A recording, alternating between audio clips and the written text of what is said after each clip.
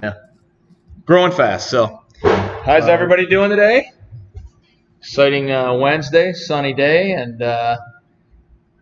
got my buddy Jeff Rosenberg here from Tristar Productions, and Jeff graciously agreed to come online and talk about the industry a little bit and what's going on with Tristar, and then we're going to break some platinum baseballs. So we got a big group. It's getting there. Yeah, there's 20 people on. So it's usually we're seeing numbers when there's bigger events, Jeff, 35, 40 people. So it's been fun, been pretty active. So what's been going on with Tristar during this whole last little while? Well, it's been really interesting, Lou. You know, I started probably around the same time as you in the industry, around 79, 80. And I can certainly honestly say I've never seen anything like we've seen before, and thank God we have the internet now and social media and breaks, because we're all at home. So our business, interestingly, we, like you, we own retail stores, but out in Las Vegas, we put on shows and do private signings. So for our business at Tristar, that's been a real challenge, of course, not being able to do those things. But what we found are our packaged good business, we call it, our Tristar hidden treasures, things like that. Our business is just going crazy because of breaks like this, where people are just sitting at home. We're all bored. We got to do something. Probably all of you on this call are like me. You're collectors, you're sports fans. There's no sports to watch on TV. I keep going on my ESPN app waiting for a score to show up. I turn on my ESPN. There's no games. I know you guys, a lot of Tiger fans out there. Of course, I'm an Astro fan here in Houston, and no games. So what do? And I was showing Lou a little while ago. Here, I'll put, there's Al Kaline right there. I've been going through some of my cards. You know, I'm a card collector, dealer. I love it. So I just can't get enough of sports memorabilia.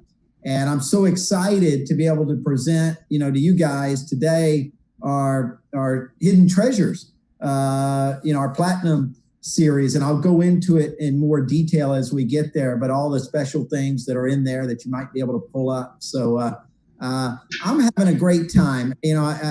Look, I feel terrible for people who are affected health-wise. Thank God I live in Texas. We're a little more spread out. I know Detroit, some places in Michigan have been really tough. So we haven't been immediately impacted, Lou, except for some people named Brown or Doctor that you know. So you can talk about that if you want. But yeah, that's kind of a funny story. So Jeff and I knew each other since, like you said, the late 70s, early 80s, and got involved in the industry, doing shows, things like that. And then as his business grew, he hired some people, and my family is from Houston, so turns out his cousin and my cousin ended up getting married. So it just was very odd. They both went to UT and met there, and it was so I haven't talked to Scott in a little while, and Stacy, but unfortunately their whole family had it, and I think probably doing okay now, but yeah, they are. My mom was talking to their mother, but what's interesting is I only know 2 families in my whole town that have it, and one of them happened to be our mutual cousins. Right. But we've been pretty blessed. So we're at home, and I'm a collector too. So I'm not only the owner and CEO of Tristar, I'm actually a big collector myself. So this break, if you will, has given me opportunity to sort through a lot of my collection, go through unbelievable memories. I'm pulling things out. You and I were talking about it last night. I'm pulling out wax boxes from the late 80s, early 90s. We used to call junk, that now we were talking about 89 hoops, basketball and things like that have value. Maybe just a few years ago, a $5 or $10 box is now a $50. I think a few months ago, honestly. I mean, Yeah. the smart guys were jumping on that stuff, and we'd always buy it. But, I mean, it was, you'd buy it for $3 or $4 a box and put it out for 8 or 10, and it'd just sit there and collect dust. It's And now everybody wants it. And I think we can thank two things. One, obviously, all of us being at home because of this virus. But two, certainly maybe as big, is this ESPN Michael Jordan series that's on 2 episodes every Sunday night. And I can tell you it's must-see TV in my house. I have a 20-year-old son who goes to college, University of Texas at Austin. He's a sophomore, and he loves basketball. So for the two of us, we sit and watch it. And you'll appreciate this, Lou. He said, Dad, I want to start buying some Panini National Treasures. Can we get a case? I don't think he knew a case was about $15,000. That's coming out, I think, in the next week or two. So I may have to temper his expectations a little bit. I think it's going to be a while longer, though. I mean, all that stuff just got delayed. So right. It's but whenever it comes out, it's going to be hot with Zion. And oh, my God. Yeah. I'm not here to promote somebody else's product, but I'm talking now just as another collector like everybody else. I'm excited about that. And I think that's the great thing about being involved in memorabilia and cards, that even in a really tough time for our country, our health, we all can find something as hobbyists that we can do to make ourselves feel better. And I really now, it's a visceral, emotional thing for me. When I go look at my collection, I'm opening it up. And the memories, the feelings. I used to love Gary Carter, was my favorite player as a kid. So I have lots of Gary Carter, all his cards and autographs. And I've been going through that. And I can literally remember, I can't tell you what I had for dinner last night. But when I look at a Gary Carter card, I know what year I got it and where I was when he autographed it for me. Yeah. So it's just great memories. The emotions are wonderful. Was he a guy that you actually had at the shows?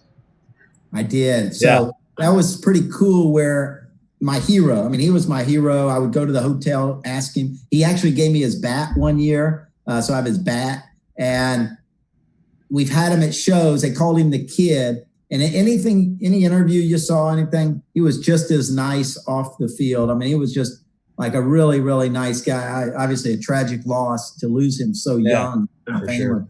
But I was blessed to have him at shows, and what a nice guy. That's awesome. You've really had some pretty big name guys there, huh?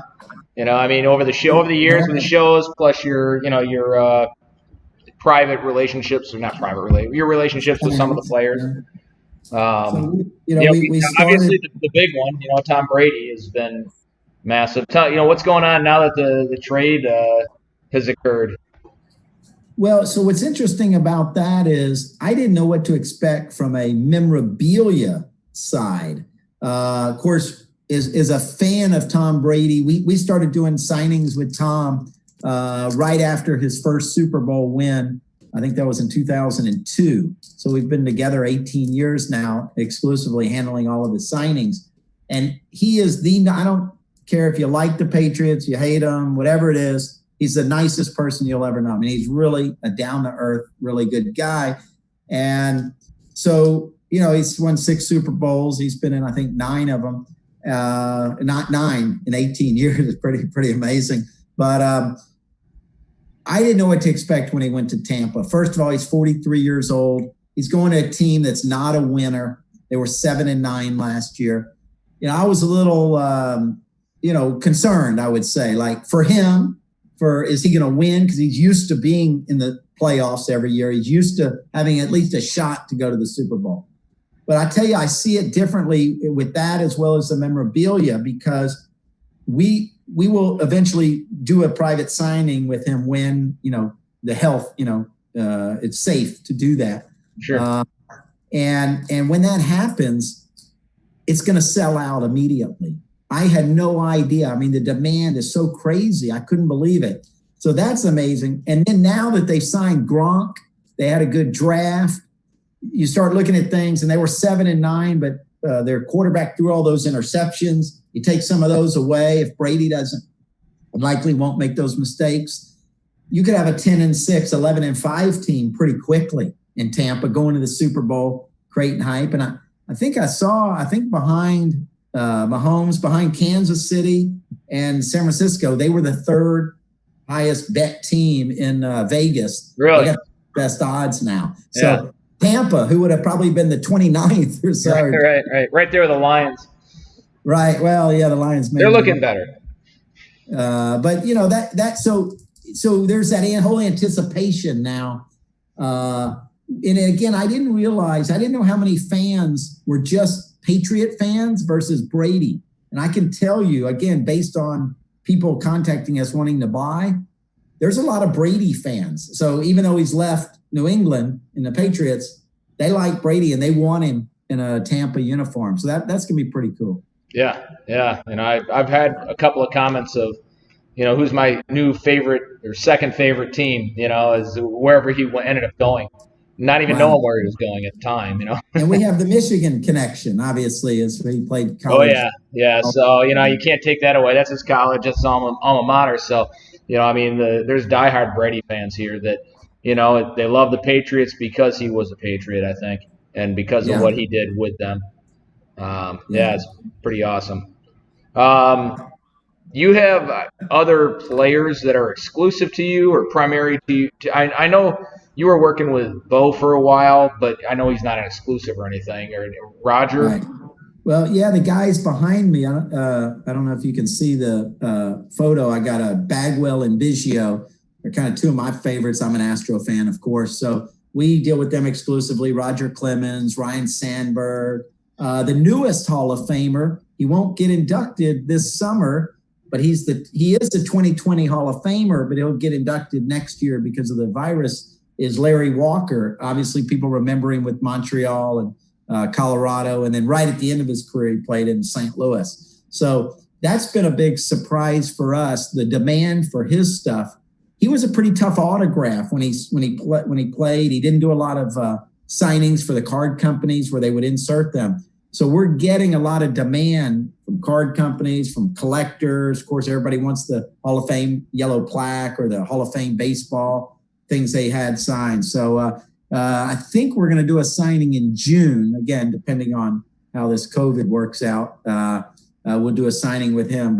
And we've got others. They're just not hitting me off the top of my head. But we've worked with everybody. I mean, we started working with Mickey Mantle, Joe DiMaggio, Muhammad Ali, sort of on down the line, and just blessed to have a lot of great relationships with. Of course, those people are no longer with us. But Sandy Koufax we've worked with, and the Griffeys. We have Ken Griffey Jr.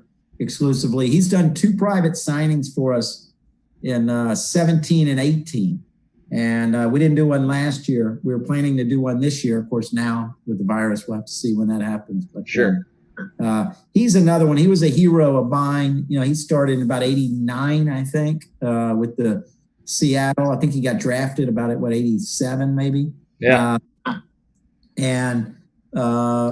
would say in my lifetime of watching baseball, it's hard for me to say that there was anyone better as an all-around player. And I know I'll get a lot of arguments with people, but it's hard. I mean, Griffey was 5'2". He could do it all and did it in an exciting way. And I think a lot of people, especially Lou, our age, just kind of grew up watching him and really loved watching him play. Yeah. Oh, he's amazing. He was amazing. So, you have how many stores right now out in Las Vegas? So we have 4. 3 of them are attached to malls, or 4 of them, they're all in malls. 3 are attached to casinos. 1 to the Caesars, 1 to the Venetian, and 1 to one called the Miracle, called Planet Hollywood, excuse me. And then 1 is just in kind of a standalone mall. Unfortunately, all of them are closed right now. Right. Yeah, it's an interesting mix of people that come in, and just, it's not unusual for you to sell some pretty high-end items there, right? Not at all. Oh, no. We've sold Steve Jobs autographs for $150,000. We've sold like Babe Ruth items for $50,000 and $75,000 or more. So what's interesting about Vegas is you get people from everywhere.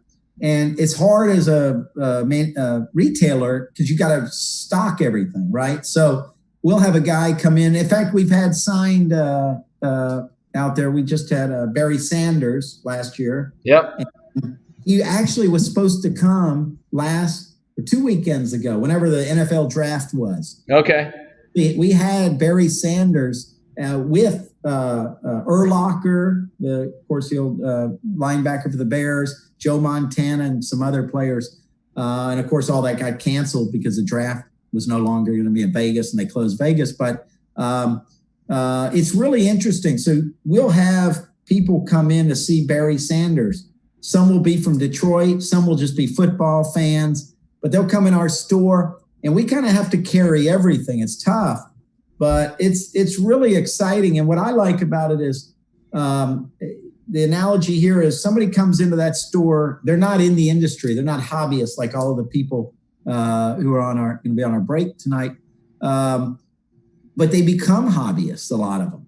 And they might show up in your store because they met Sanders, let's say, at our mall in Vegas, and now they become collectors. So that's been really fun for me to watch, to meet people who didn't even know like sports memorabilia really like existed. They didn't really understand it. We don't carry cards. We've had people ask for it. We don't carry it because we just don't have the people there to keep up with it. But I've had customers who have done business with us there who really get, hardcore in the hobby, including one who was texting me for about an hour last night. He said, Jeff, can you get me some stuff? I need about 5 unopened boxes. And then I told him the prices of all the new Panini basketball. He didn't want to quite buy them all. He's got four sons, and I think they range from about 3 to 7 or 8 years old. It's pretty interesting. And he just wants to open them. And I met him, and now he's just completely obsessed. And he's buying stuff on eBay, boxes. And he opened it up. He got an Aaron Judge autograph, a Ripken, a Nolan Ryan. And he's saying, should I send them into PSA? Do we want to get them graded? So this is a guy who didn't know anything about it a year or two ago, and now totally obsessed. Sure.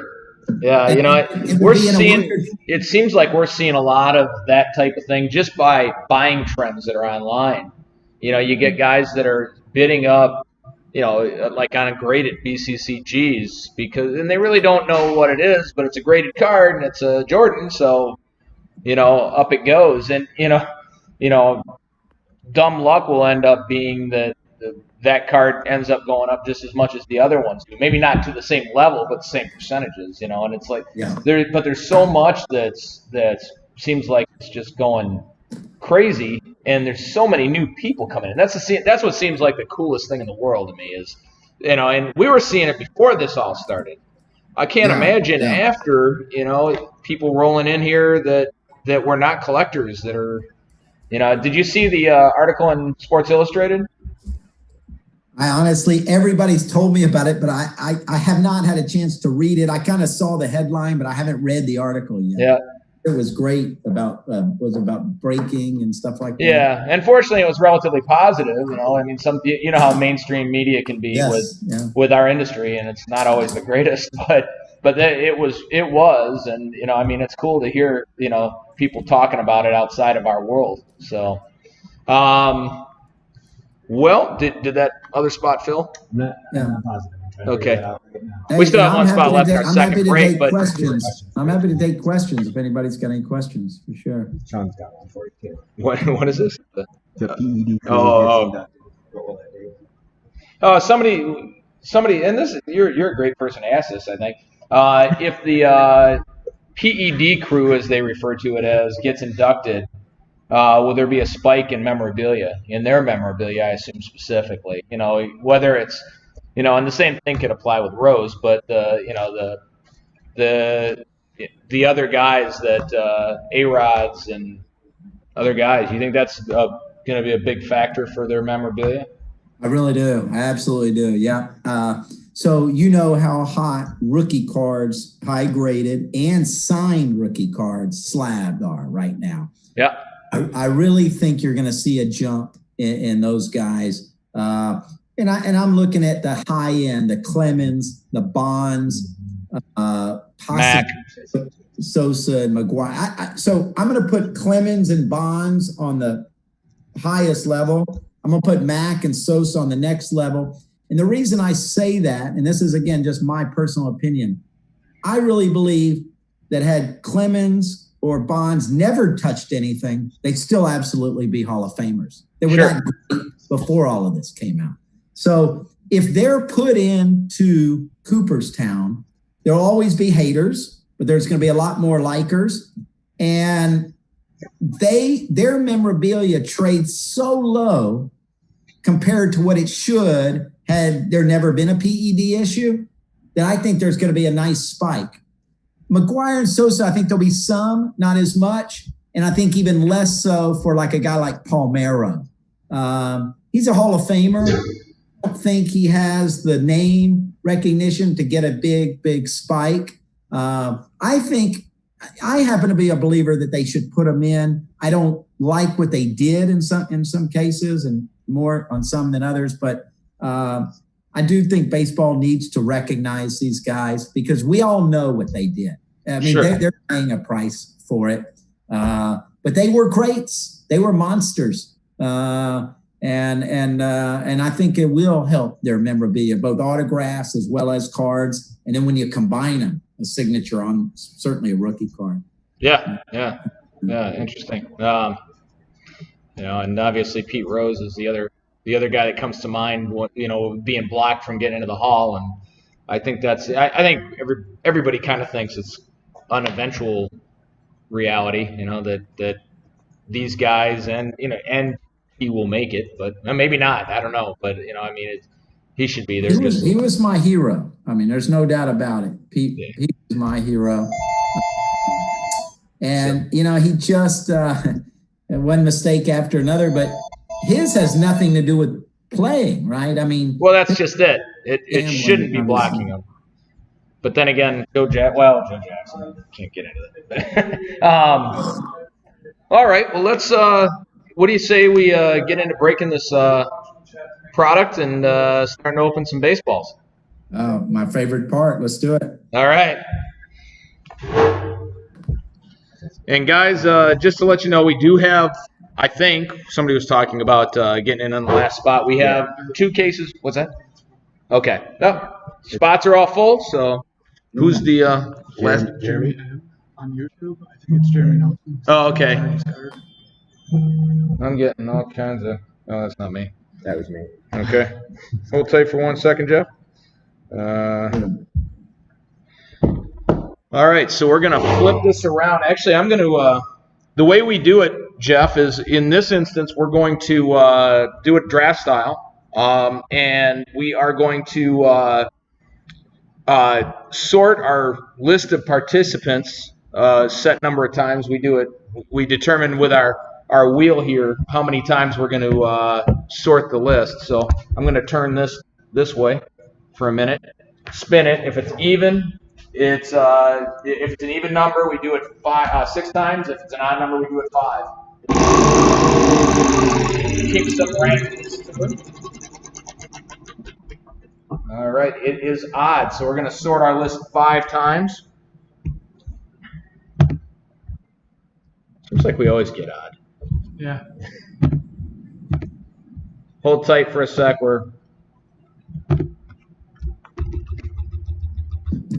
So is that up on the Yep, everybody's screen that right now. Okay, great. Here we go. Good luck. And just to clarify, guys, whoever ends up at the top gets their first choice, all the way down to whoever's at the 12th spot gets the last choice.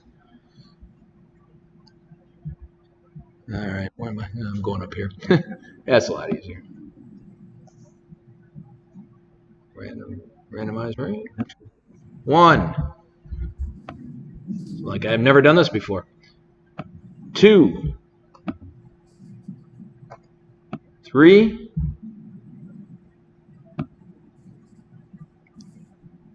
4. And here comes the big one. Oh, it got, did I go off the, Just grab it one more time. Do it. make everybody wait. And here we go. 5. Okay. So, Robert C. is got the first choice. Wayne has the second. Now, you guys are all seeing it. I don't even really read it. So,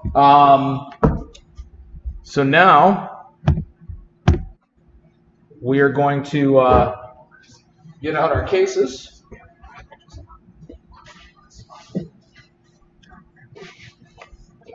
Case number 1, I'm just gonna.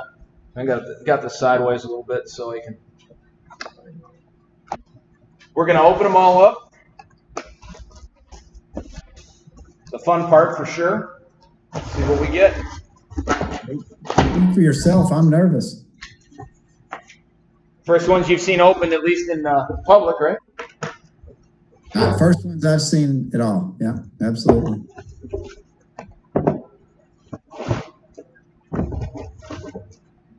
So the people that package your stuff, where is all this done?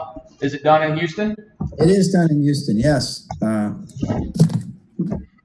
you guys have not run into that wall that the other manufacturers have done? It's been tough for us. So we have a very, very small staff working in our warehouse. So it's been a challenge. Yes, it has. We were lucky. This one kind of come online right just before. So we were able to had most of our work was done for this product before the COVID situation. Sure. But it's affecting future things. No, it's tough. This product, what makes this so good is we've done a Hidden Treasures baseball product. We just upped the stakes a little here, and there's better hits. So for those of you who are familiar with collecting autographed baseballs, one of the phenomenon I've seen recently that wasn't there as much in the old days is like logo balls, inscriptions. You know, Lou, when we were getting autographs 25, 30 years ago, we weren't talking to each other about, hey, do you have a logo ball? Right. Are you an inscription? That's huge today. It was, yeah, how much was Mantle back when he was like $50 to get an inscription? $5 extra? Maybe. I don't even remember an extra charge. Honestly, I had Mantle at shows. We charged $25. There wasn't an inscription fee. If you asked for an inscription, he'd sign it. Like, there wasn't. It was totally different.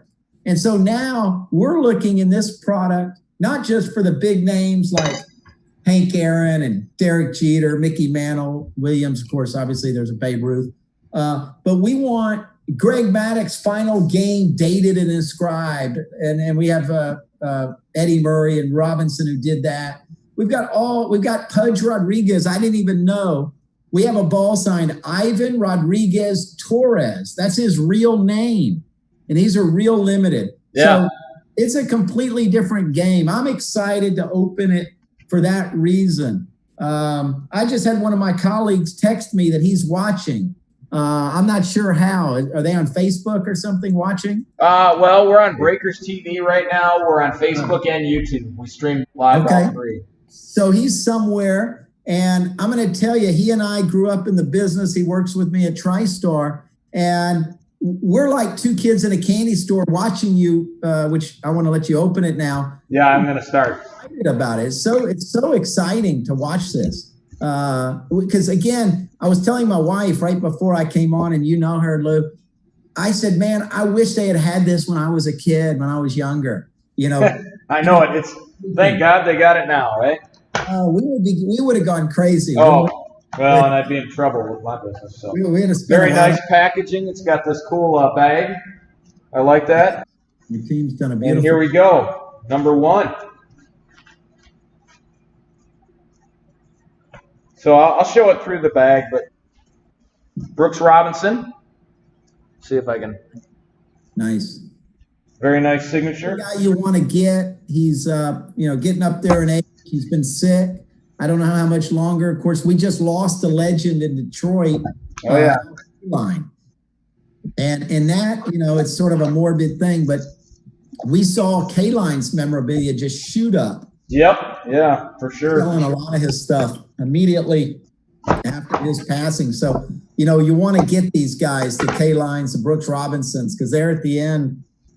and you don't know if you'll ever get that chance again. All right, here we go. Buck Leonard. Oh, wow. Wow. That's cool. Personally. So for those of you who don't know Buck Leonard, he's been deceased quite a while. He was a very, very, very great player. And unfortunately, because of the tenor of our times, as an African-American, never got a chance to play in the majors. And, you know, he was unbelievable, led the Negro League a couple of years in batting. And we lost him back in '97. So he's been gone 23 years. Wow. I can't believe it's been that long. I remember that.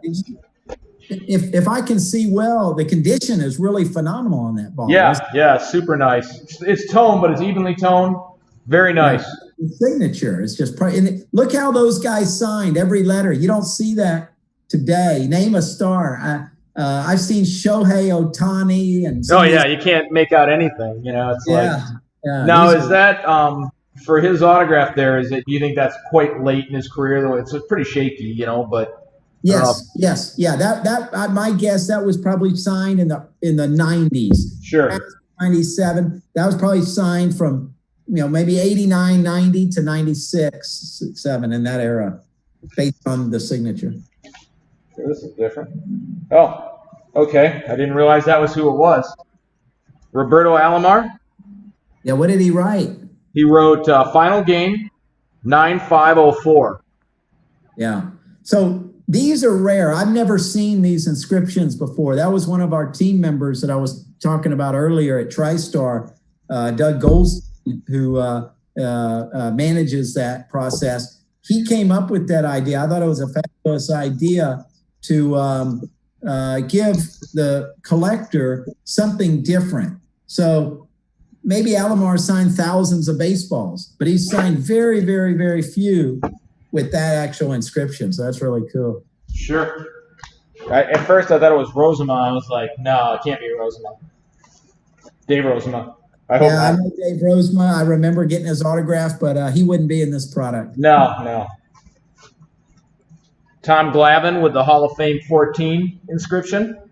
Oh, nice. Yeah. Very nice. Yeah. So that's what you're seeing. I think every ball so far has been a Hall of Famer, every single one of them. Yep. I don't want to jinx myself.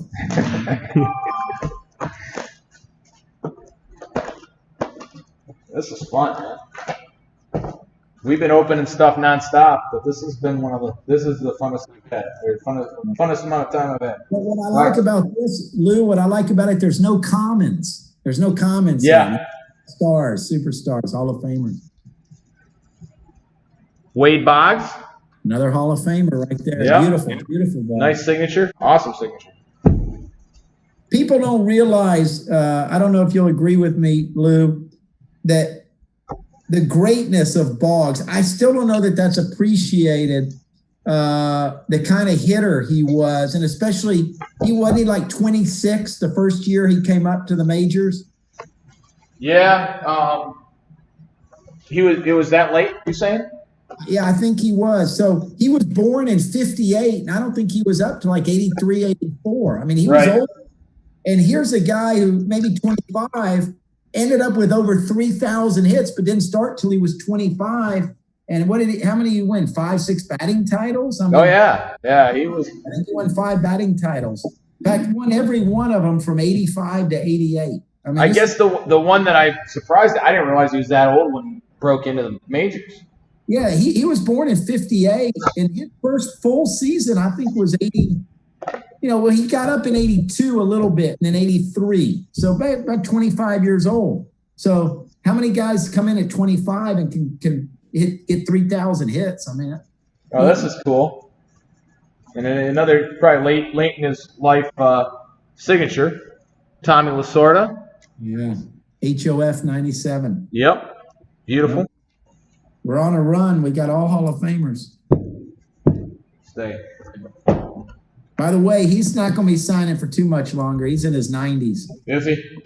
Yes. Yeah, you see that. I mean, that signature is, he's a very, shaky hand. We just had him in Vegas last October, November, last year. I can't remember which month. Had him, and Lou, when he was leaving the hotel, he fell and hurt himself. So he's in pretty rough shape. Oh, fact, no, that's not. Right after him, your boy from Detroit, Kirk Gibson. Yeah. I know you had him. One of my favorite moments in the history of baseball, Kirk Gibson. Yeah. Fergie Jenkins. Hall of Fame 91. There you go.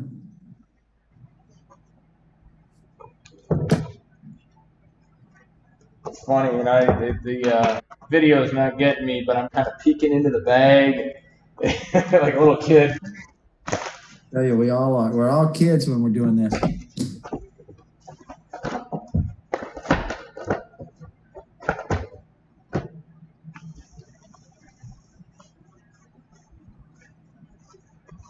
Okay, let's see. Got the Hall of Fame logo, so I'm going to guess that this is probably a Hall of Famer. And it is. Oh, there it is. Hold on. He signed in the sweet spot for the Hall of Fame ball. So I needed to look at it. Harold Baines. Yes, it is. One of the newest Hall of Famers. Yep. 2019 inductee. White Sox. Man, he could hit. That guy phenomenal hitter. One of those guys that you said he's in the Hall, and then you start looking at his numbers. He was. In his career, and you realize how good he was. I think he didn't make 3,000, but he was really close, like 2,800. He is right there. Yeah. He was just a pure hitter. I think one of the knocks was, he became a DH. So there's not a lot of DHs, but I think they belong in the Hall. If you can hit, you belong in the Hall. Absolutely. One of my favorites as a kid growing up. Jim Rice, another newer Hall of Famer. Yeah. I remember him and Lynn coming into the league. They were awesome. Yeah, I love the Red Sox because of that 75 team, man. They were rookies, Rice and Lynn. Yep. Hitter. I don't think, did we advertise this as you're guaranteed a Hall of Famer? Every ball has been a Hall of Famer. I don't remember whatever the product said. No, well.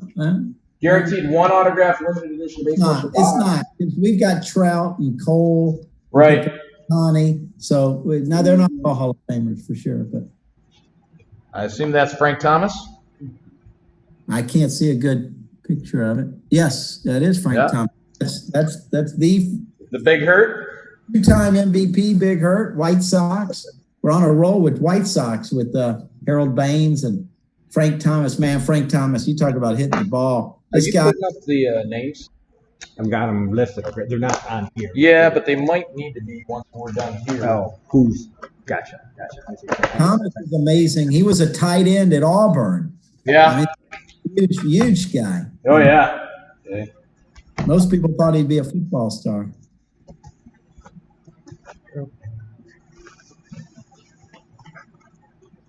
Oh, this is. Who is that? Let's see. You got the cheat sheet in. Yeah, I had to check. And I shouldn't need to. It was pretty obvious, but Bobby Cox. Yeah, another Hall of Famer. Yeah. The greatest managers of all time. Got the World Series win that Atlanta wanted. Down to our last ball here. I was talking about Maddox earlier. Cox figured out you get 4 good pitchers, you can win. Yeah. I'll do it.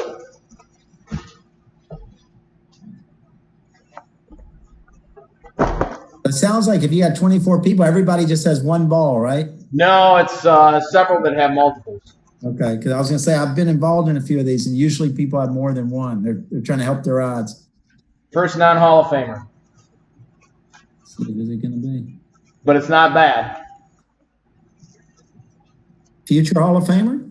Well, Alex Rodriguez. So we have to refer to our conversation from before. Right. That's kind of funny you said that. So he's and I forgot. I really should have put him in the group.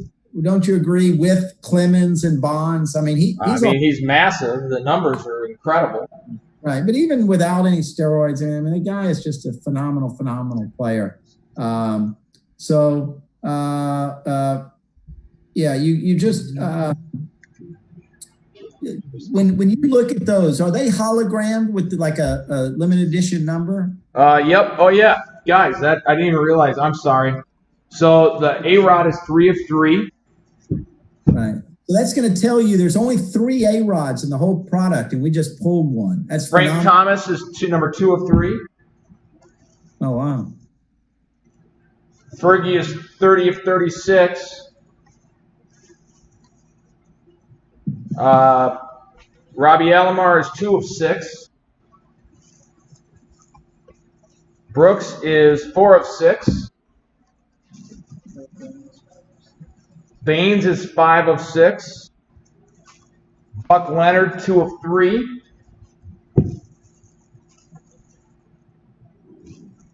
Boggs, 3 of 12. Jim Rice, 18 of 18. Bobby Cox, 1 of 24. Oh, the number 1 in the edition. Tommy Lasorda, 31 of 36. And Fergie is 11 of 36. So what you're going to find, and thank you, Lou, for showing that, what you're going to find is, and this I think is pretty rare in the business, we're going to number everything so you know exactly what you're getting. If there's 3 in the entire edition of this Platinum baseball, like in A-Rod's case, you got number 3 of 3. That's all there are. So real accountability with Tristar. We've got the great reputation of the authenticity. And one other thing I've got to point out, when you look in those bags, you might have a Jenkins, but there could be a Babe Ruth redemption. So make sure when you're looking at that ID card, make sure there's not a redemption in there. Oh, you're going to make me look now. We got some cool so redemption. you actually have, like the Ruth, there is a redemption with another ball. Yes. Yeah. So you gotta look for that redemption. Well, let's take a look real quick. It won't take you long. Like the guy who throws away his winning lottery ticket. You know, we don't want to do that. Uh-oh. What's that? Oh, that's a JSA, sir. I was like, there's something else in there. So you got a JSA. So the Fergie and the Glavin both have JSAs as well. Yeah, so that gets back to what I was saying. You've got the value of the Tristar behind it with our reputation. And if it's a ball we didn't get ourselves, we're going to have a third-party reputable like a JSA, a PSA, or a Beckett behind it.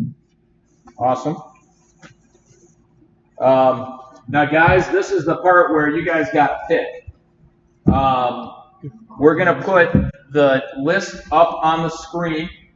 If you have any questions, you can let me know and we can flash to the baseball. Okay, there are no certs for any Babe Ruth balls, unfortunately. But that puts us to okay, we're just okay.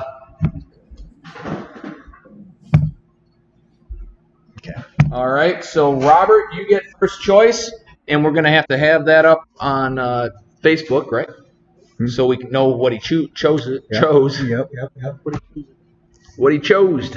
Okay. Rob Kronk says Brooks. Brooks Robinson. All right. Nice. Yep. And then put a label on it. All right. Next up, Wayne.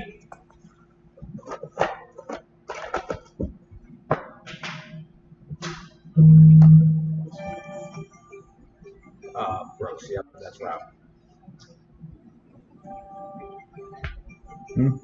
Just watching for the comments. Okay, well, you're here, so you can see the pictures of the choices, Wayne. So far, what should we do? Should we? Yep, I'm going to do that. Buck Leonard. All right. Grab that. Box. All right, next up, Jeremy.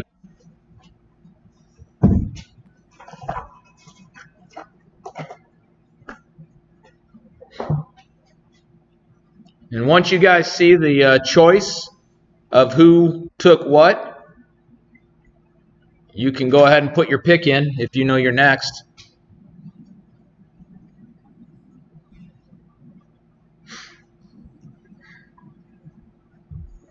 The sooner we get through this, the sooner we get to open more baseballs.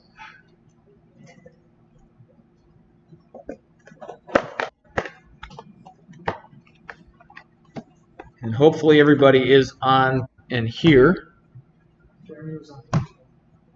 Jeremy wants Frank Thomas. Okay, Frank Thomas is off the board.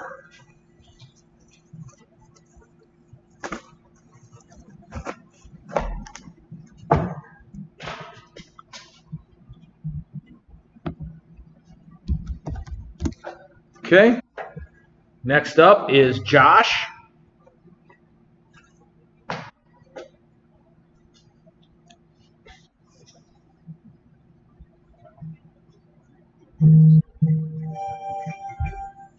Yep.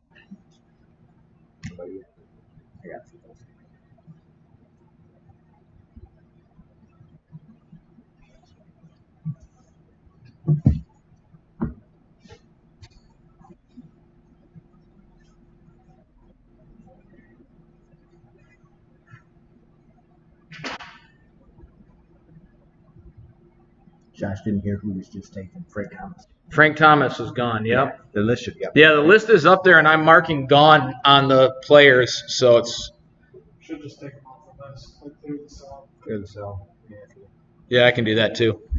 That would make more sense. Then it's... That's all right, right? Okay.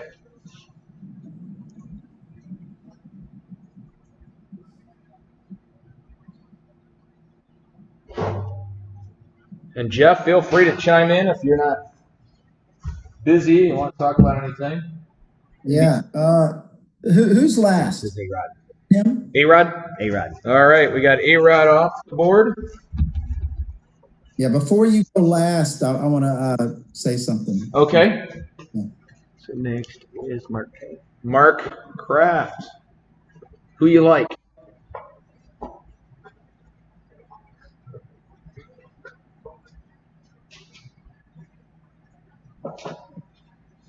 Robert's on deck.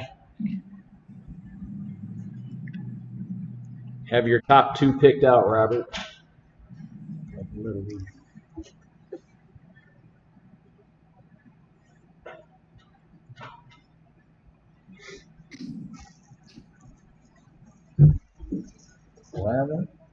Can't, doesn't matter. Yep. Sitting here showing the camera the different balls. Doesn't matter much. Nobody can see anything except for the list.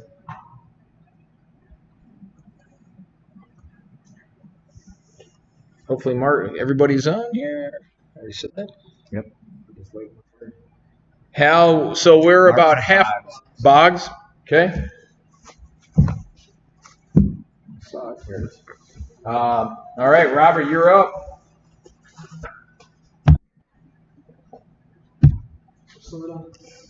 Lasorda. All right. Faster than me over there. Who's after Robert? Josh. Pick number 2 for you. That one.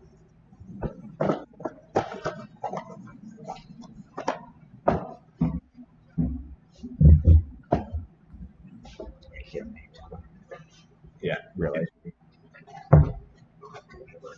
What's that? We will have to listen to it. We have to go back and look at it. Oh, yeah. We're not writing it that way.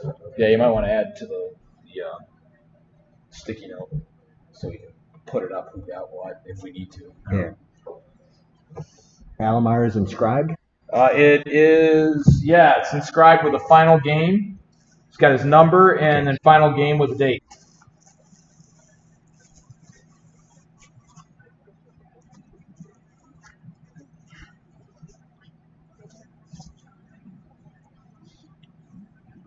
And Robert, you're on deck again.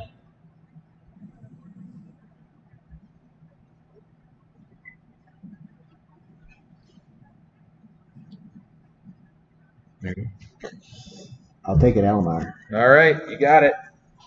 I like that one. That's cool.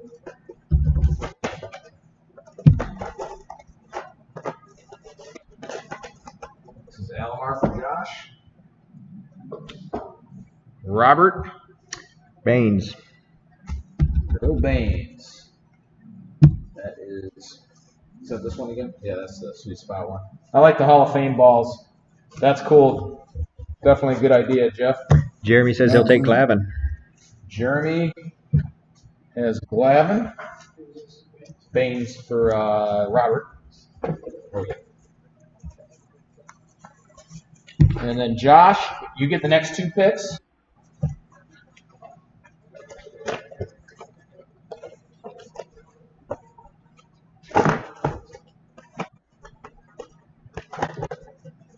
So it's funny. Robert got the that is Glavin for Josh or for Jeremy.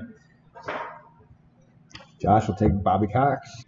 Robert got the first pick and the last pick in the draft here, and then one in between, a couple in between. One more for Josh. Yep, one more for Josh. Jim Rice. The last guy is up. He's taking Jim Rice as well. Okay, so this is who was the first one? Cox. Cox and Rice. Yep. Josh. And that leaves Robert. We don't have to ask you anything. So. Hold on. Well, he already knows what he got by process of elimination, but we will hold on.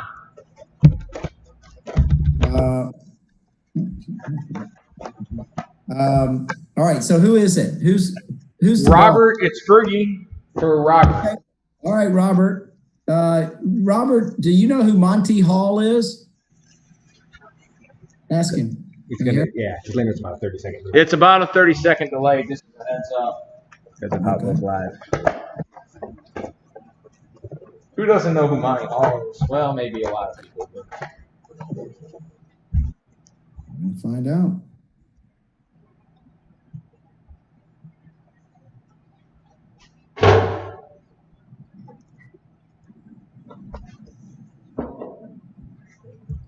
So we can't really talk amongst each other, is what you're saying? No. Well, that sucks.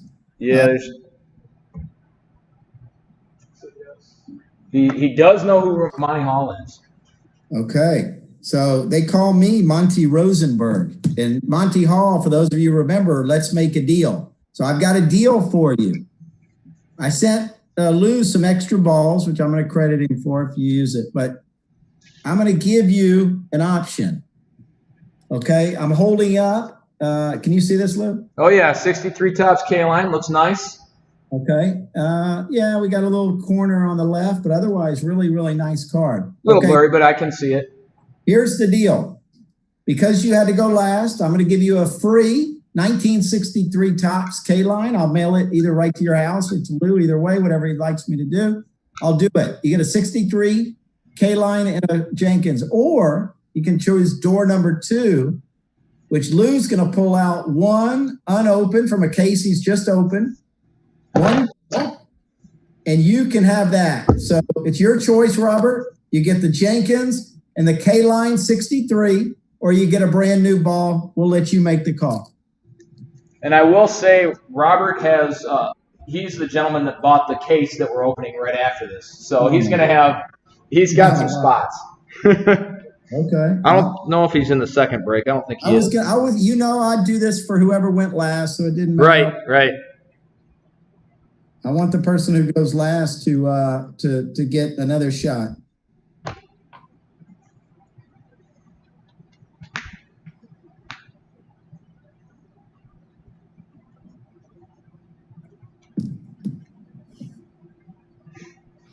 Got to try to make it more fun. Whatever we want to do. Whatever. K-line in the ball. K-line in the ball. So he's going to go with the Fergie and the K-line. Do you want me just to mail it to you tomorrow? That's fine. Yeah. Okay. That'd be easiest. I'll mail it. You'll text me the store address, and I'll mail you the K-line. All right. So that brings us to case number 2. All right. Let's do a little trivia. Is it can be too hard to do trivia with all these people? No, we do it pretty frequently. It's not. I don't know how many people are on. Any idea? 33. There's 33 people online right now. So 36. Okay, well, it's really just for the people who've bought. Okay, well that makes it easier. Yeah. And obviously, if it's going to be like you ask a question and then the first response wins, I don't know if that's the way to do it, or at least first correct response. Can they type it into Facebook or? Oh yeah. Yep. Or just yell it out loud? Something like Well, if they yell it out loud, nobody will hear it except somebody in the other room. that? Okay. All right. Here's a question. Who? I hate that people can look it up, but if you do it fast, who was the National League batting champion in 1961? Oh, well, some people should know this one. Should.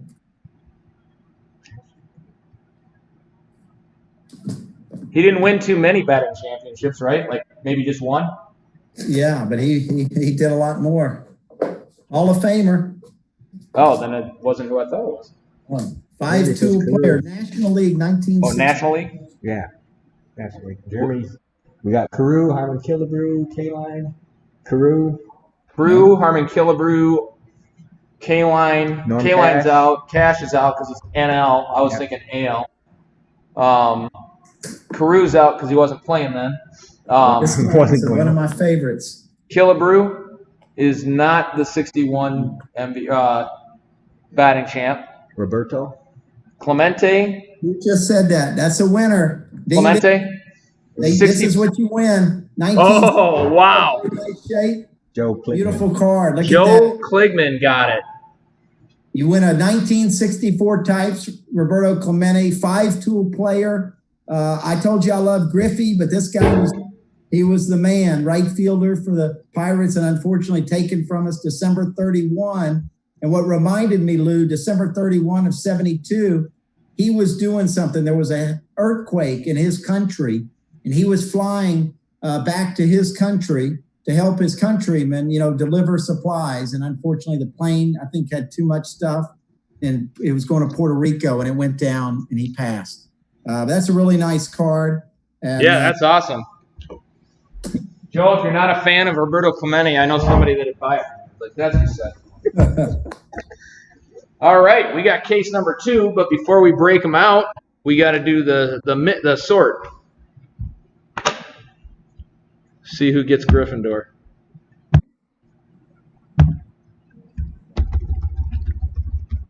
All right, guys, here we go. Oh yeah. We gotta. Well, you gotta put it back to that. So we're going for even or odd.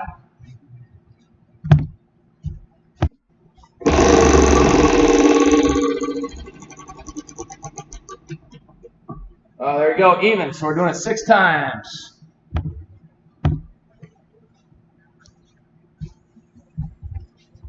Yeah, this one's better to do up here. 1, 2, 3,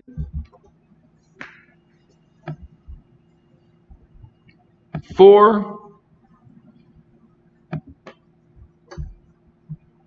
5, and here comes number 6. Boom.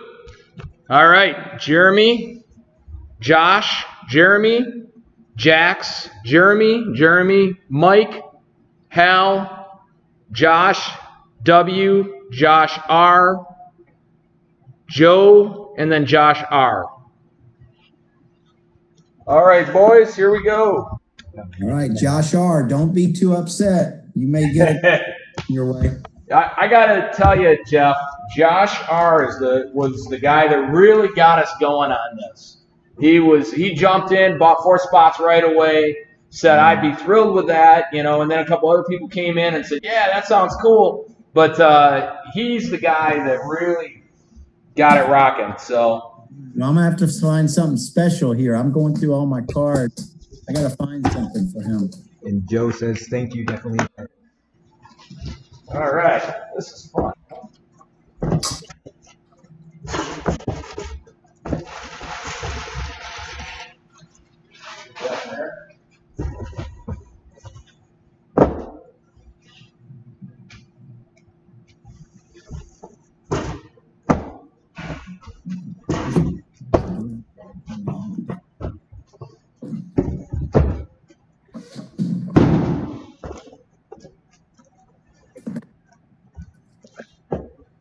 All right. I think we're at the point where we get to open them all up.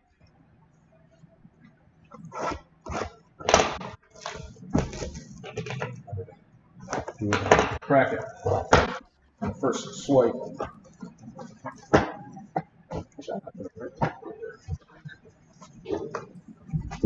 All right, baseball number 1.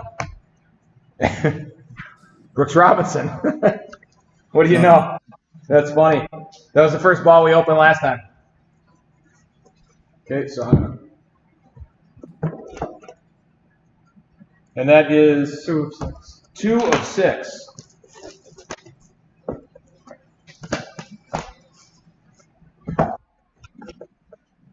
Second. Ball number 2. Oh, this looks interesting, Jeff. It is not white. It's gold. Oh, these are rare. These are rare. Very rare. Your buddy with the Houston Astros ball, Roger the Rocket Clemens. Wow. That's cool. Is that 1 of 1 or what is that? It is number to 12, actually. 5 of 12. Wow. I know we didn't have a lot of those gold ones. Wow, that's awesome. I didn't even know they made those things. I think back in the day they did. Yeah, those are in that. Yeah.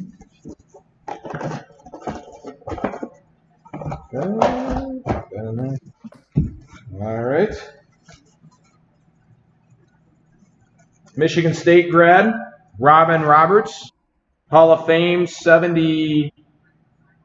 I can't make it out. And it is a Hall of Fame ball. And it is numbered 1 of 1. Wow. Wow. Who is that? Robin Roberts. Robin Roberts. Yeah. It's The got thing I like about this is one of the things I love about breaking the internet, social media. I was talking about it in a meeting earlier today. There are so many new collectors that have come online, Lou, just like say in the last 5 years.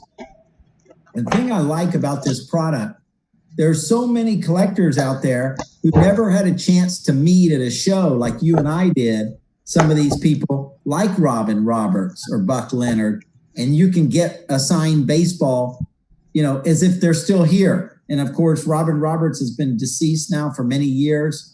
And you can get the baseball. One of the things I love about this whole process and collecting. Yeah, very cool. Gaylord Perry, Hall of Fame 91, and that is a 11 of 24.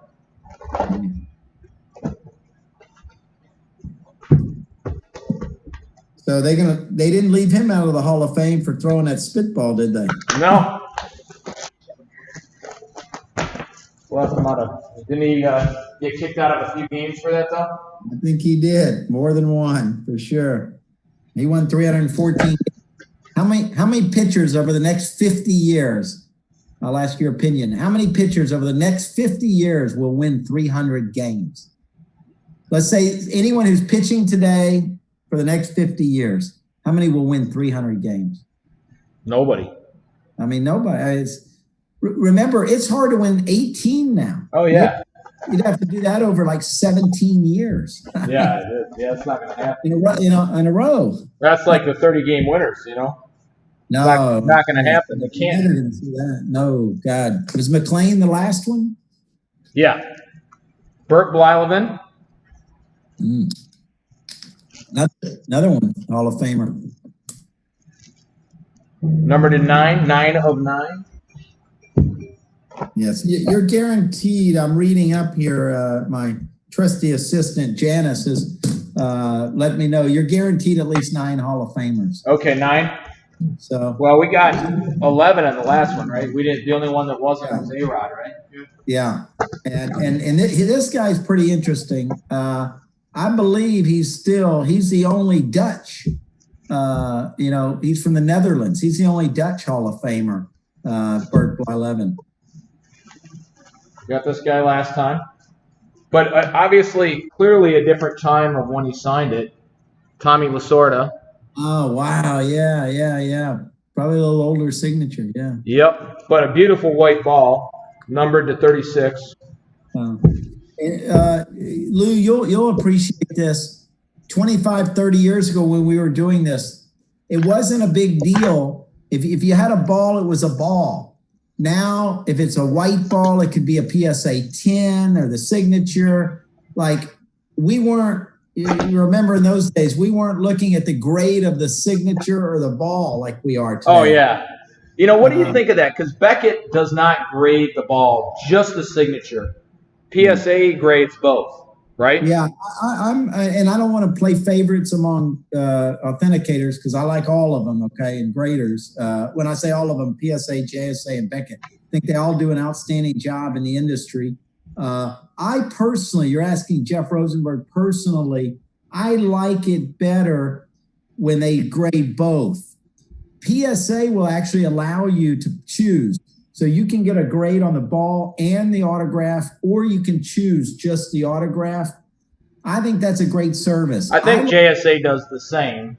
Oh, do they? Okay. Yep. Yeah. I mean, Beckett didn't. That's all. That's what I meant. But, right. Beckett does not. Yeah. Yeah. I really like the service. I think it really helps us determine if you're one of those people who has to own the best of the best and you want a 10-10, like you love, let's use Mariano Rivera. He was one of the guests at the National Autograph Pavilion we run every year. We had it in Chicago last summer, and Mariano was there. I saw immediately after people got his autograph on a ball, they ran over to PSA and they got a letter.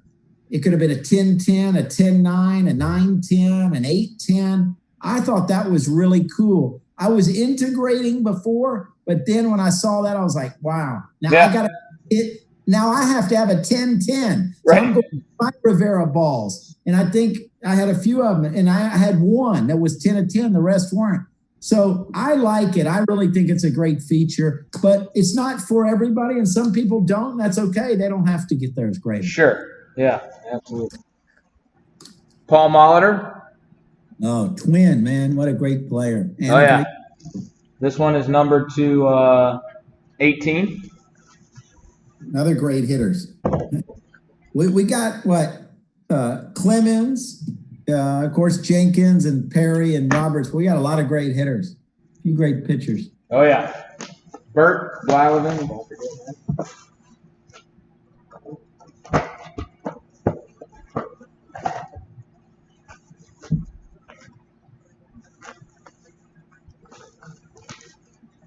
I was hoping it was a different Williams. Billy Williams, 61 Rookie of the Year. Beautiful ball.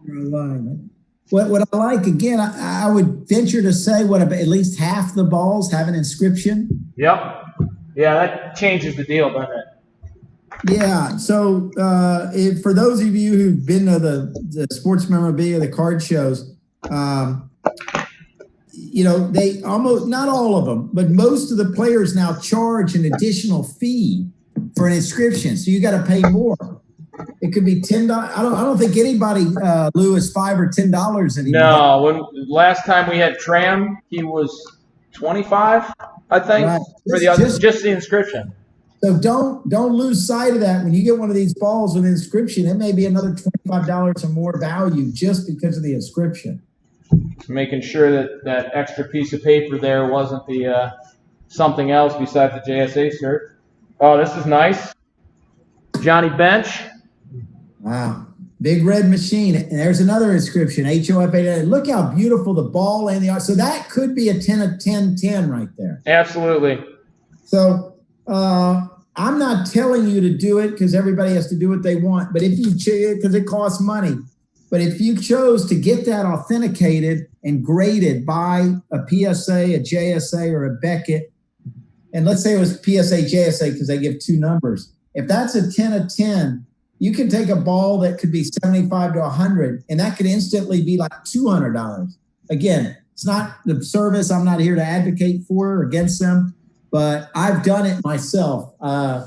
30 of 36 on this one, guys. I'm like the hair club guy. I own the company and I do business. So I own Tristar, but I'm also a collector.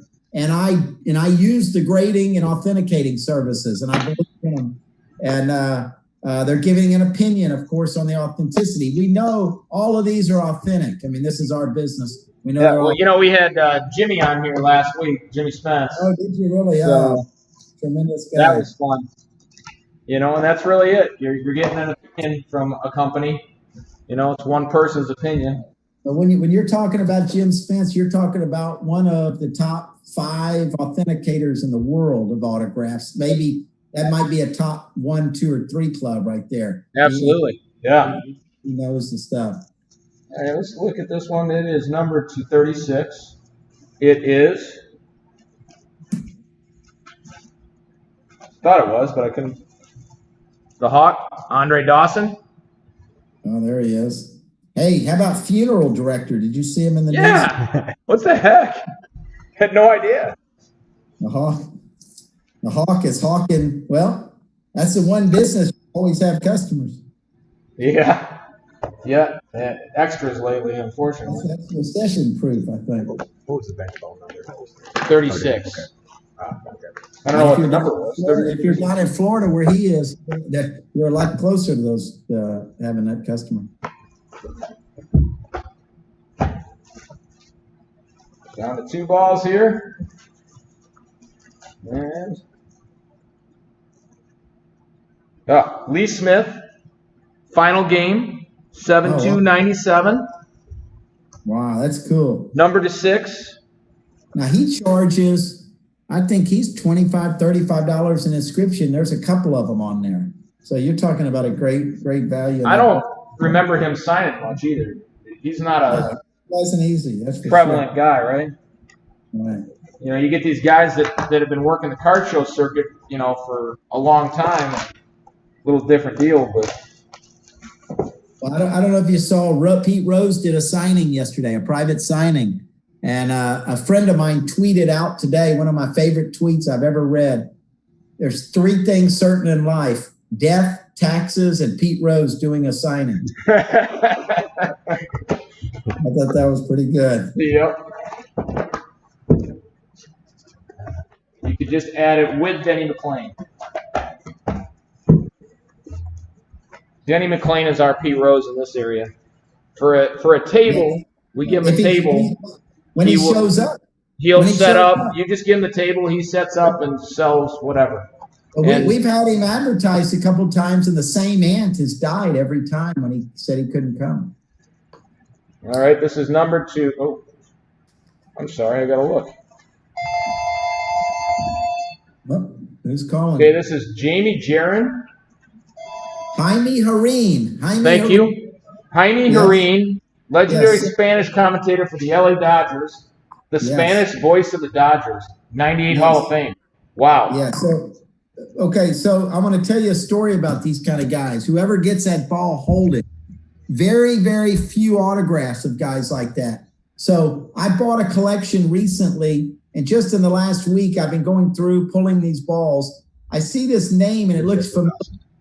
And the guy was a sports writer for the Houston Chronicle of baseball. And before that, he was like the San Francisco Chronicle, the San Francisco maybe in the 50s or 60s, in that era, 70s.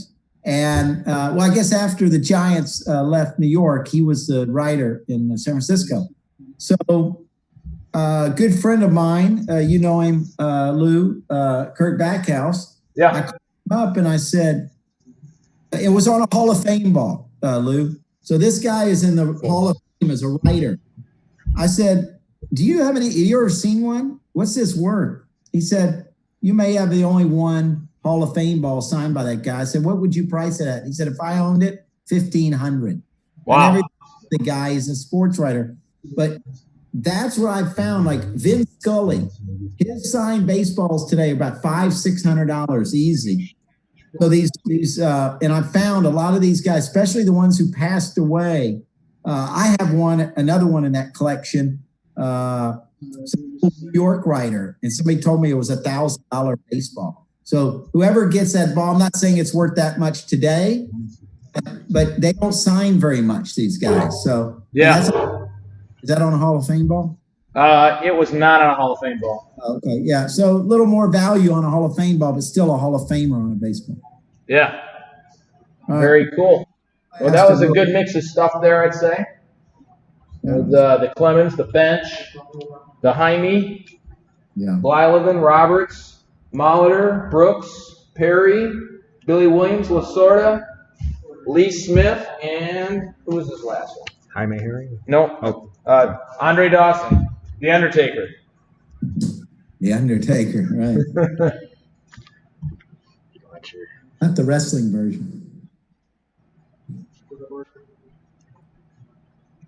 Are you ready? All right, guys. So Hank Aaron's waiting on the pitch. Oh, can't see him now anyway. So first up, we got Jeremy.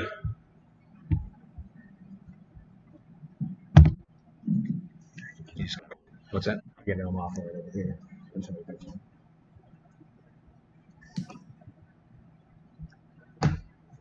Jeremy Clemens Gold Ball. Clemens Gold. All right. Number 2, Josh Wagner.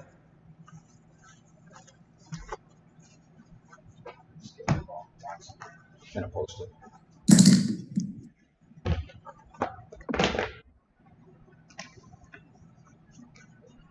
Yes, it is.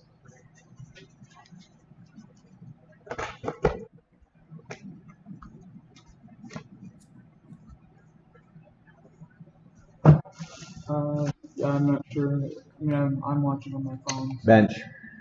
All right, Josh Wagner picks Johnny. All right, who's up next? Jeremy again. And then the names are disappearing off screens as they get connected. Okay.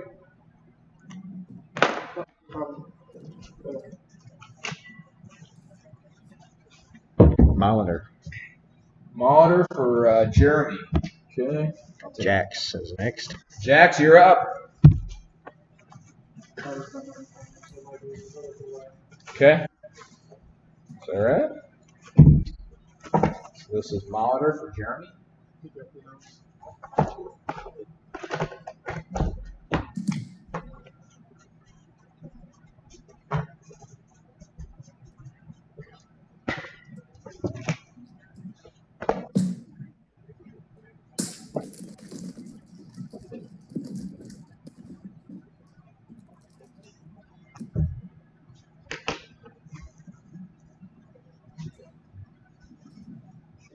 Jeremy.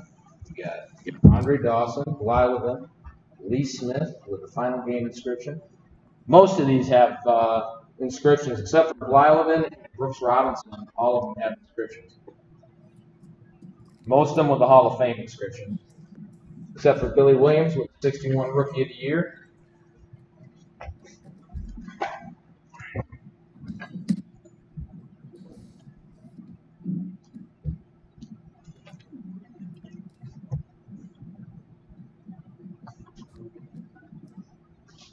Got one? Nope. Waiting on Jackson and back-to-back Jeremy picks. We got about we didn't really determine a time frame, but. And is that Amber? Is Jax? Yes. Okay. Robin Roberts. Robin Roberts. Nice bold signature with the Hall of Fame ball on that one.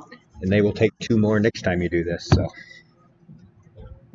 we'll have I got a case right now. Roberts, Jax, and then we got who's next? Jeremy for the next 2.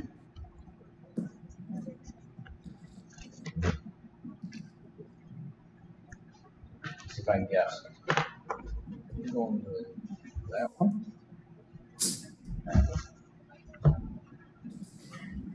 Bert. Okay.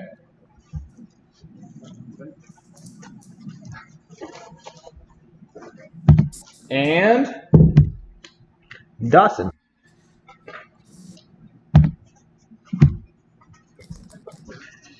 We got Mike D. Mike is up. How did that end?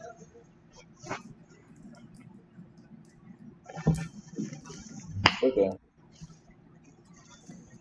Make sure. Need you pick one? No, not yet. Okay. I thought you said something. No, we got Mike D's up, Hal O is on deck, and Josh W in the hole. That's Jeremy. Can you run through the numbering again, Mike? Brooks Robinson is number 26. Jared, Jaime Hareen, sorry. 1 of 3.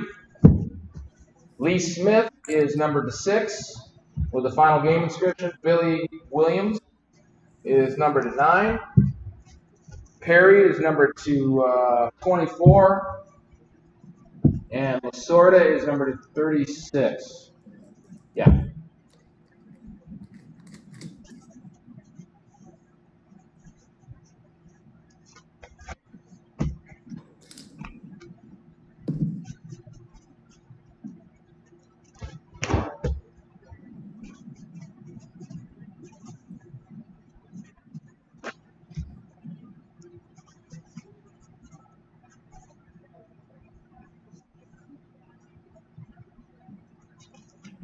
Mike says Harden. Oh, I thought you wanted Harden. He's not in this, though. Oh, James Harden? yeah. No, I know him. Okay. I was just messing around. I wasn't even paying attention to the side.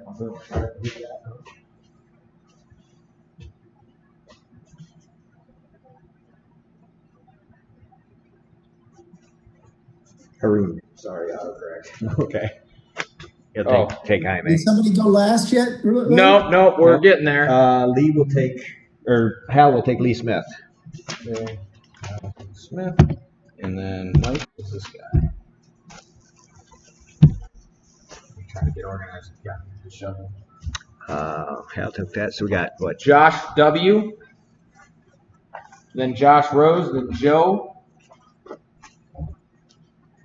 And Josh Rose.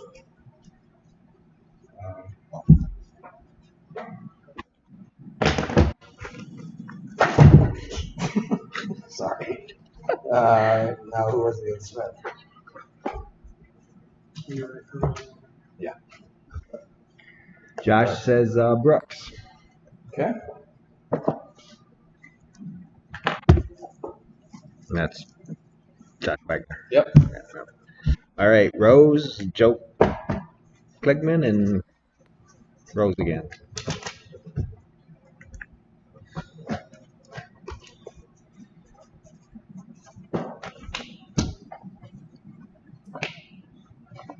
So we got Gaylord Perry, Billy Williams, and Tommy Lasorda.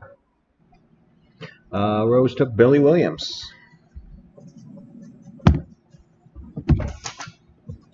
Okay, Joe, you're up.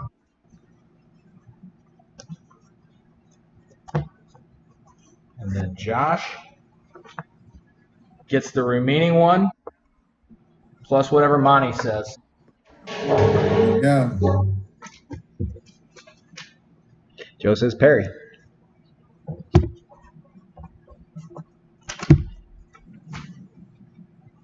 All right. Switch back to Down to our last one here, which is Lasorda and Josh.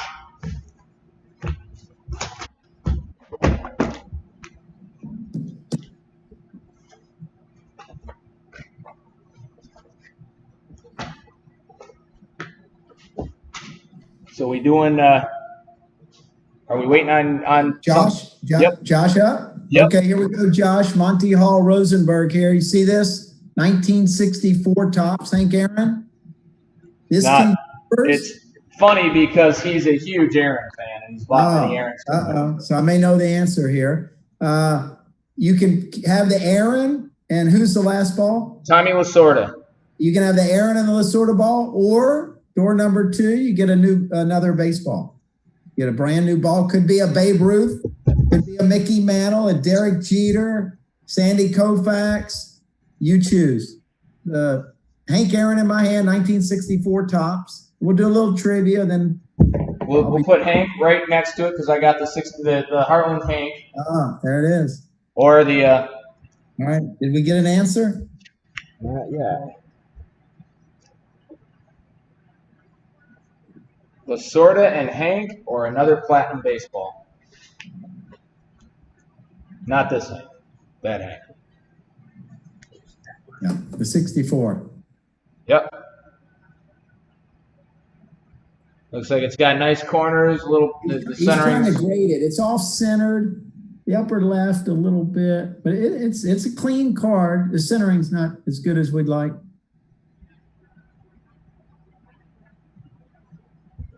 He's looking it up in his Beckett. He'll do the ball. He already has that. He's got that Hank. He's going to do the baseball. Okay, beautiful. All right, somebody's going to get to win this Hank then. We'll have some fun. All right. Josh, you good with this one? This is the one I got out. Let's do it.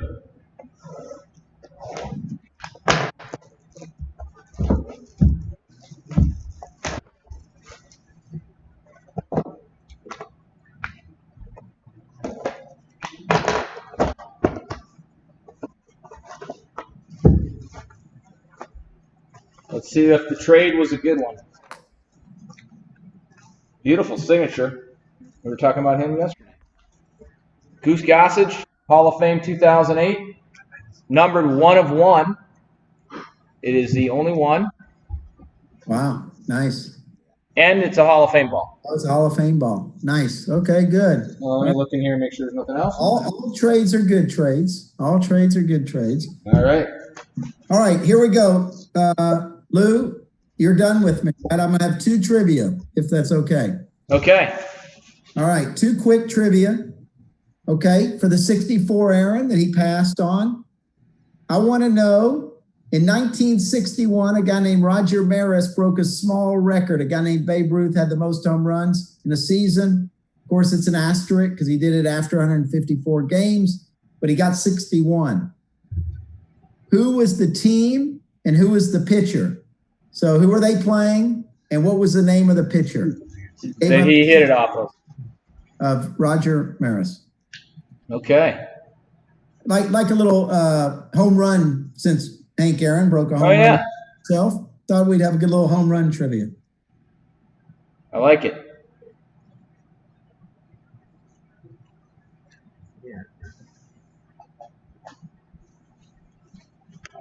And I don't have a clue myself. I have baseballs signed by this guy with all the inscriptions. Y'all, we didn't pull one tonight, but I know we've got some. I believe in the product, maybe. Was he a big name pitcher, would you say? No, definitely not. Stallard? Tracy Stallard? Boston Tracy Stallard. Did anybody get it? Tracy Hal got Boston as Tracy. Okay, that's good. Stallard. He's got it. Tracy Stallard, Boston. Yep. Yeah, Hal was the first one to get both. Hal, nice job, Hal. That's a good one. Had both misspelled.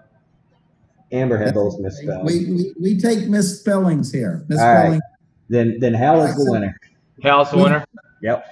We've given away, in addition to the 24 great baseballs, in addition to those 24 great baseballs, we've given away a 59 K-line, a 64 Clemente, and a 64 Aaron. We got one more. I got another trivia for a 59 Brooks Robinson. Okay, here's a question, pretty easy one. 1956 National League batting champ. 1956 National League batting champ. For the 1959 Topps, Brooks Robinson. And it's not Brooks Robinson. It is not Brooks Robinson, I'll tell you that. I don't think, he was playing in 56, I guess. Yeah, this is his rookie year, I think.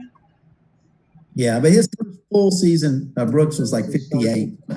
He came up, down. Hank Aaron? Hank Aaron. That's it. He nailed it right there. 64. Josh Rose.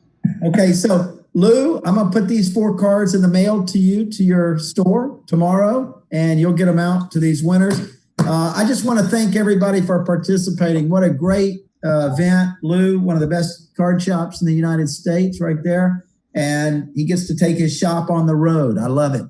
And you remember when we did this more than a year ago? How long ago when I came into the store and did this? Guess what? Somebody brought it up and remembered you guys coming in doing the minor league Tristar event. And that was probably, we were in this mall when it was a mall. And it was probably at least 13 years ago. 13 years. Well, I want to come back. My nephew is a sophomore at University of Michigan. I was with him yesterday. He said he can't wait to leave Houston. He's going to get back to Michigan for the summer school. And then, of course, hopefully they'll open up in the fall. And I told him if they do and they play football, I'm going to come to a game. So maybe I'll come back. We'll have some fun in the store. And I know you're wearing your Michigan State. Maybe they'll be playing. Go green. And but my nephew's at Michigan, so I love Michigan. So what a great day, and I hope everybody had fun. I hope to get invited back one day. It was great. Thank you, Jeff. I appreciate it. I'm sure everybody would be thanking you as well. And You are getting and we're on the Facebook feed. We're getting all those. So that was awesome that you joined us today. I really appreciate it. It was a blast. As much as I love you, Lou, I thought it'd be like the NFL draft where I'd see about 25 or 30 people on my Zoom screen. So maybe next time we'll figure out. Yeah, we're not that good.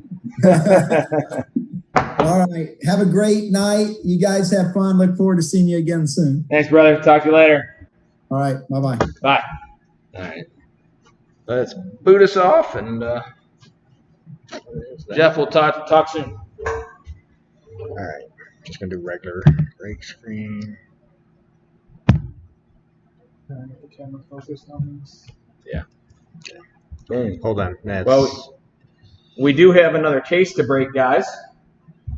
Assuming that Robert is anxiously awaiting his full case. I'm going to kill the main picture for a quick second. Okay. Yeah, I did. We're going to kill the pic for a sec, guys. Can they hear still? Yeah. Yeah. I hope so. So that was a blast, by the way. I love the draft. That's really cool. So it looks like I got a Tommy Lasorda plus a credit. I like the Tommy Lasorda. I've got the 4 winners right Okay.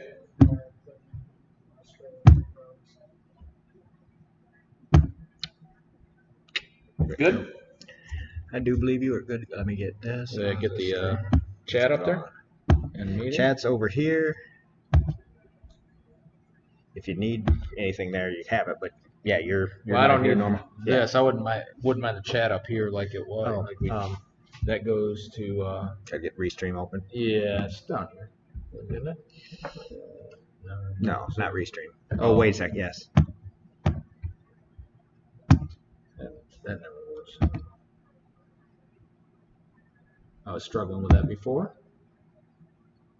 It's not the end of the world if we don't get it, but I don't know why that wasn't popping up there. Let me see 1, 2, 3, I believe. Yeah. That. I just logged in over there a second ago, so here.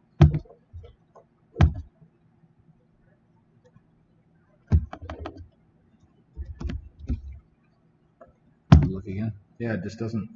And, yeah, Guys, we're just fixing something up real quick, and then we'll be right with you. we're live over here. Let's go to it this way here.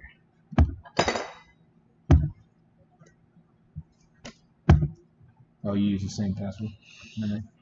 Yeah. There we go. Now chat is. All right. The new stuff will come. You still have your stuff over here. Cool. Thank you. Right. Guys,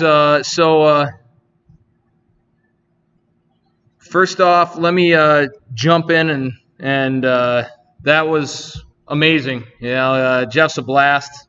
You know, every event we go to, you know, it's we've had a long history. He's a pretty big guy in the industry, and he always hangs out with me, so I feel pretty good about that. He's a good friend. You know, so in other words, there's a lot bigger people in the industry anyway that are that he's friends with, and And he picks me every now and then. So, we've done a lot of different events together, and it's always a lot of fun.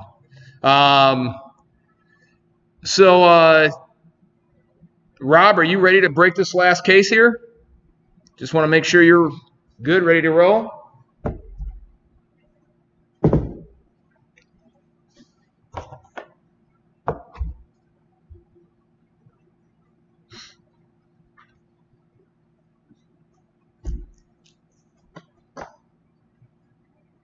You're doing it, turn the camera. Yeah. Well, this last case. Said yes. All right. Hey, thank you. I appreciate you hanging.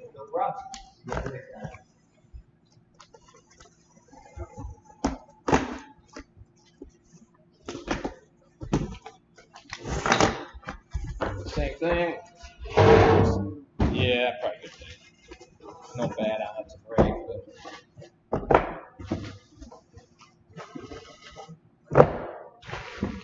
see if we can pull a Babe Ruth out of these. I tried to remember to look in there closely and make sure there wasn't an extra little slip. I didn't know that's how they did it. That's pretty sweet. Right, yeah. I assume that's the only one that they do that with. The cheaters, the manuals, all those are going to be in there. So, just change this over here. All right. Here we go. So I'm going to do this.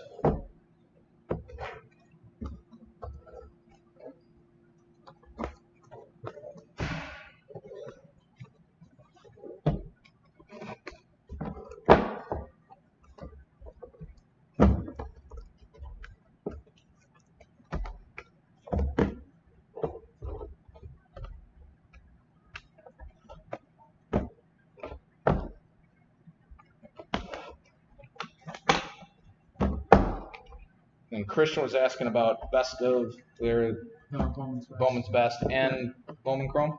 Looks like we don't have either. Oh man, yeah, I've got some restocking to do. We've sold our last box of Bowman Best on the site for second. Yeah, I saw that go.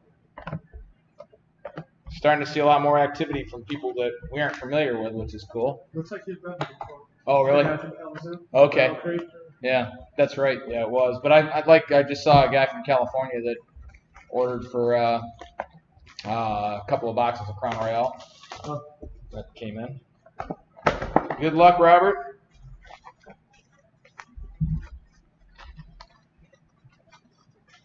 First of all, just one slip. I like this one.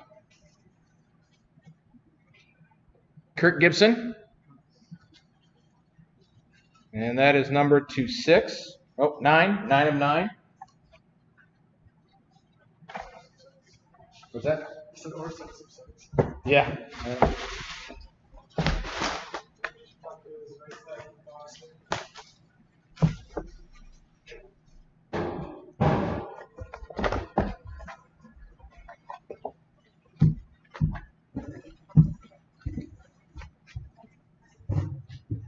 JJ says he saw an 86, 87 Fleer set break today, all PSA 8. Wow. Oh, I like this one too. This is a big one. Reggie Jackson. Mr. October. What's that number? That is number 224.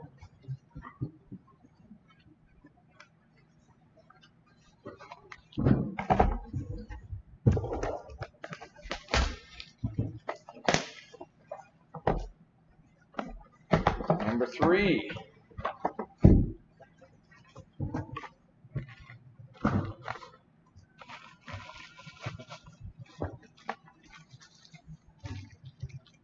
Number to 24 as well, with an inscription, Don Sutton, Hall of Fame 98.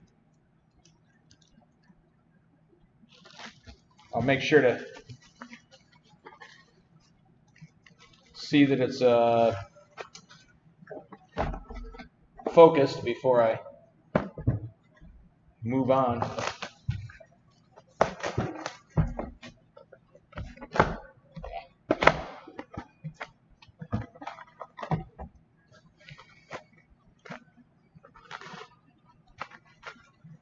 Another pitcher here. Number 236. Hall of Fame inscription for Jim Palmer.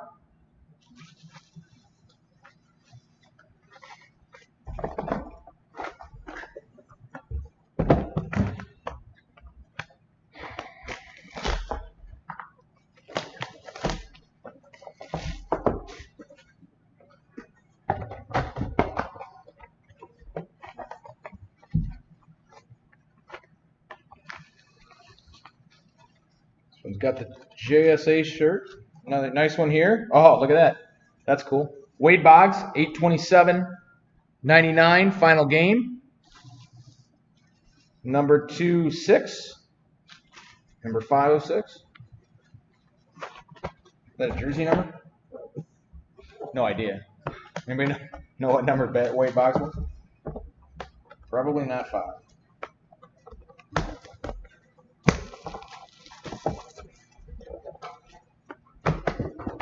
Sold out in a few hours. Wow.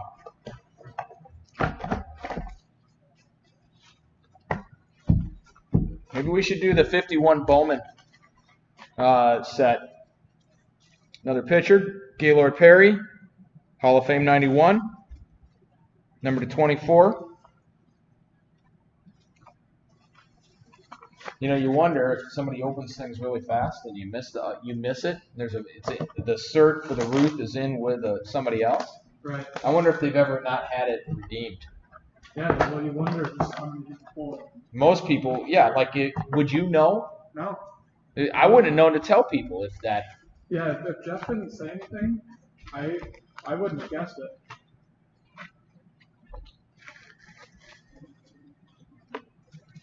Here we got Whitey Herzog, numbered to 6. Beautiful signature.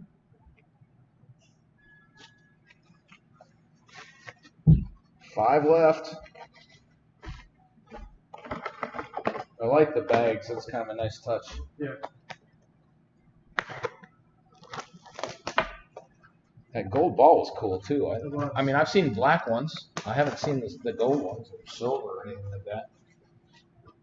At first, I thought it was like a home run derby ball. Yeah. Oh yeah. Like the gold ball and the bonus ball. Yep.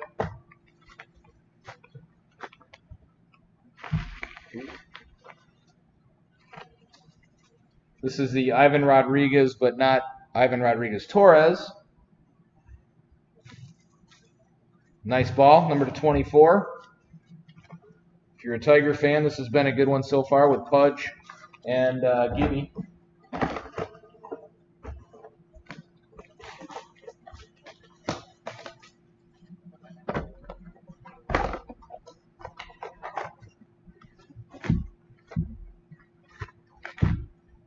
I like this one too. It's been a nice one. On a Hall of Fame ball, Ryan Sandberg. Number 12/12. Very nice.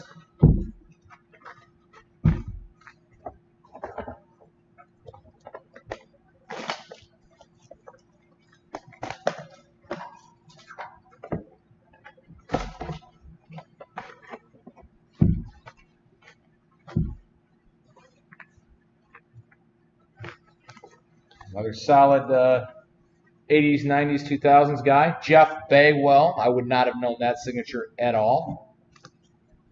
This one is numbered to 24.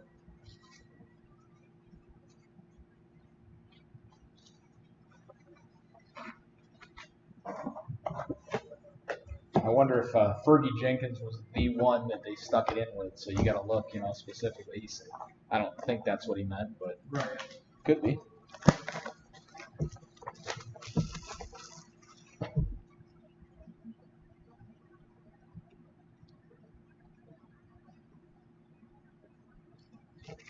Just taking a peek at the comment there, Josh. Yeah, I still have a few of the vintage sets left. We haven't really done anything with. One of them has the Mantle rookie in it, so that could be a really cool set break, but you'd have to do 200 to some spots. I'll do the math on it. Oh, look at it. This is definitely a Tiger case here. Jack Morris with the Hall of Fame inscription. Numbered 2 of 12.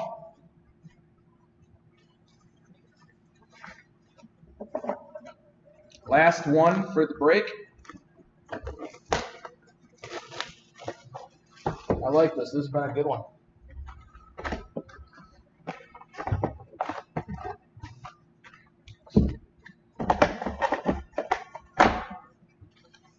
And your final baseball. See if I can make this out. I can, and I love it. This is a Ozzie Smith, the Wizard. Wow. Great finish. Sandberg, Boggs, Smith. Who else? Morris. Pud, yeah. That was a solid 90s. It's like the 90s all over again. Probably pretty low off that with the Wizard inscription. 1 of 3. So great case. We do still have 11 single baseballs left. Any Bowman single packs left? Yep, we do have some. I'll break out a box. They would be 30 each. Just like they were. I have no doubt that those will jump quite a bit, but you know, we brought them in to move them, and I have a feeling that in a week or two those things could be 40. You know, people thought about those things hitting $50 a pack, but a little bit of a, why am I looking down here when I can read so much easier up here?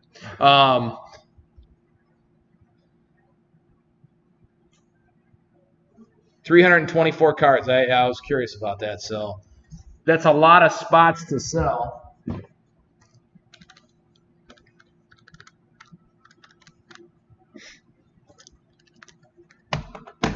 How many would you be in for if I said, okay, it's $40 a spot, you got a shot at a male rookie that's, you know what, it'd be nice, though, I do need to get him graded.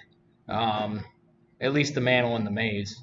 But I would think at $40 a spot, that's probably a winner. I would think, you know, I've always thought that would be the coolest thing in the world to do is vintage breaks. You know, break a set. I got the 53 Bowman, the 52 Bowman, and a 57 Topps, but the 51 would be a monster. You know, I'd imagine people would spend $40 at a shot for a Mays or a Mantle rookie.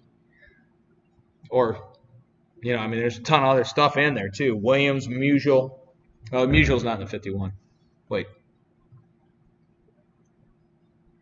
Yes, he is. 52. I think he has a 51. But outstanding. We'll play with that idea.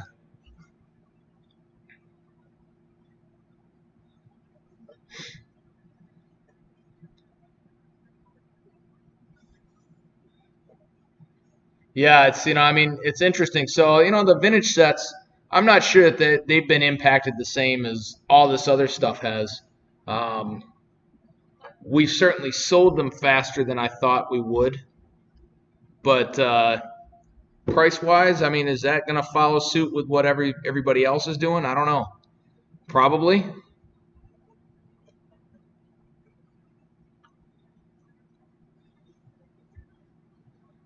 I have a feeling it'd take a little while, but we could certainly promote that through lots of different means. I could see dealers grabbing, you know, 5 spots too at that, and not blinking an eye.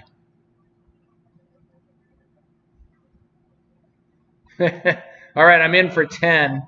I only have 314 more to go. I'll think on it. I'm having fun with breaks, though. I mean, it's been a blast. You know, we did put up our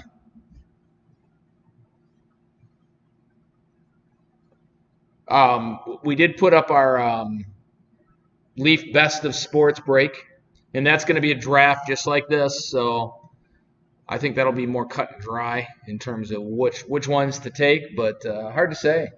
How many have we seen? Just 2 open so far? The Lemieux. And the Merino. And the yes. Merino, yep. And I haven't heard. One was ordered but still in back, and then the other two I haven't heard on.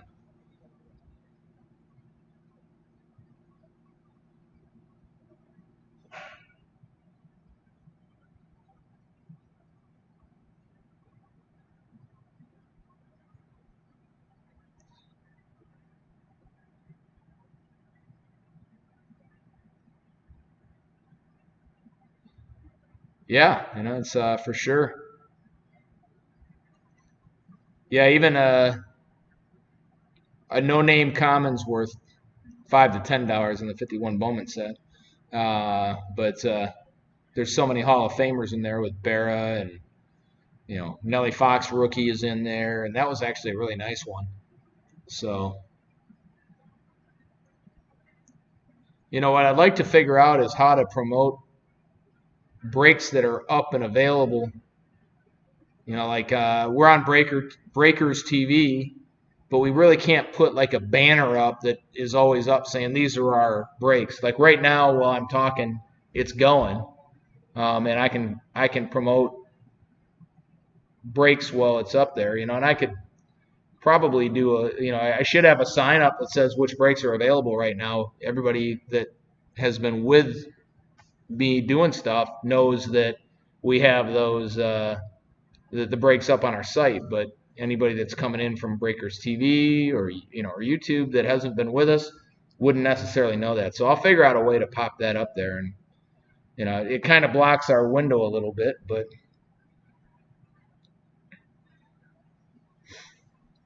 for that matter, I'm gonna push this up to the top.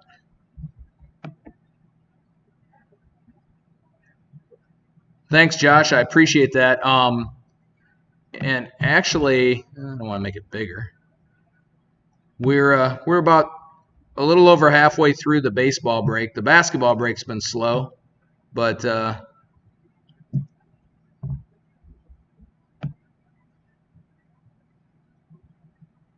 me screwing around with stuff here. There, that's better. But I'm confident we'll at least have the baseball break on Friday, and then we put up a hockey break again since that was so much fun with Ultimate Artifacts, and then we did SPX, I believe, back there. So lots of hockey. I got too many hockey out. I don't have any. Do we have we got the 16 football, but I mean we've got a lot of different football. I should get that out. Hockey's been surprisingly popular. We that's kind of been our lightest, but for the breaks it's been probably one of the best. Yeah. A lot of cool stuff's come out of there too.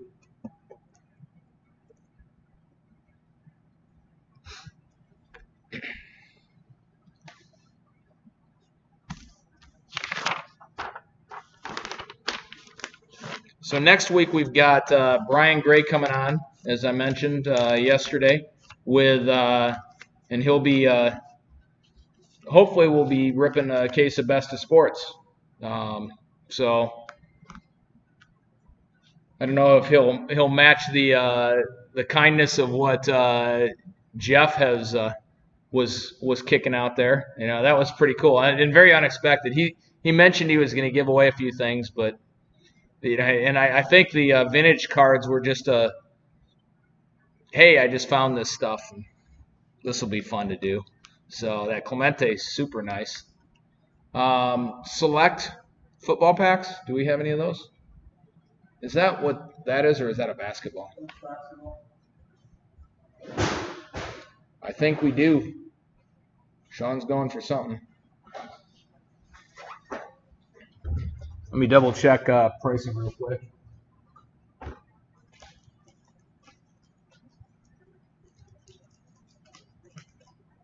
Nine packs available from a 12-pack box. Good chance at the 3 hits still being in there.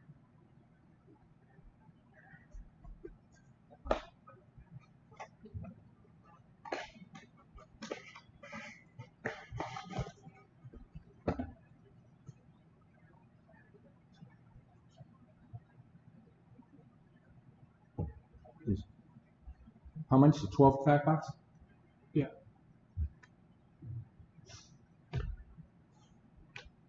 See my.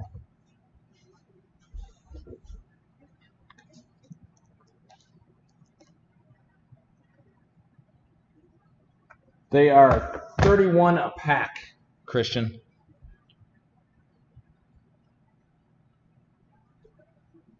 And that is basically, I just grabbed the box price. I don't know what, I haven't really kept up on Select because we haven't had boxes, but I just grabbed the box price off of Blowout, kind of compared it. So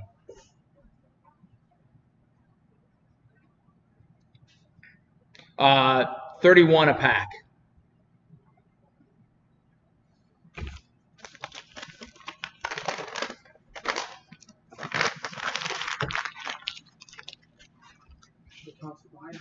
See if you got one. Yeah.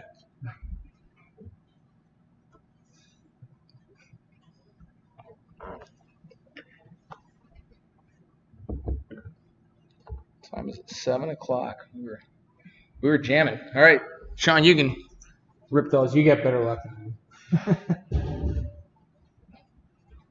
How many are we doing? 4? 4 packs.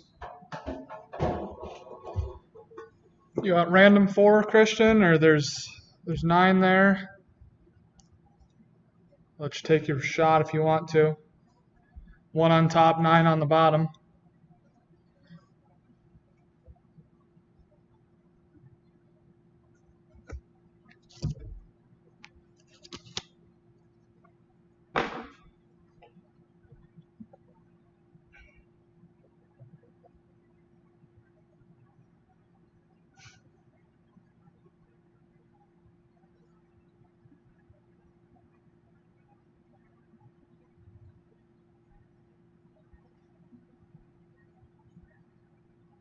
All right, I'll pick.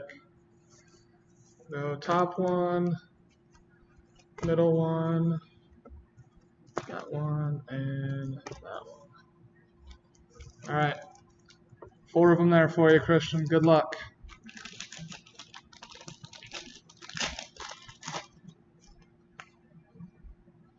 So you got Benny Snell Jr. rookie, Drew Lock rookie, nice one there.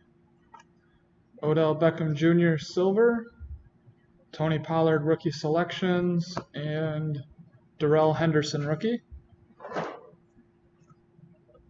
Were we doing more first edition packs at 30? Yep. 30. Yep. Jake, they're up to 30, but yes, we do have some. Got Dexter Lawrence rookie, Deontay Johnson rookie. Do have a hit here. It's going to be Brian Burns, 63 of 99 for the Panthers. Going to be the RPA of the box. Brian Burns, 63 of 99. Snapshots, Terry McLaurin, and nice Daniel Jones rookie. Pack 3.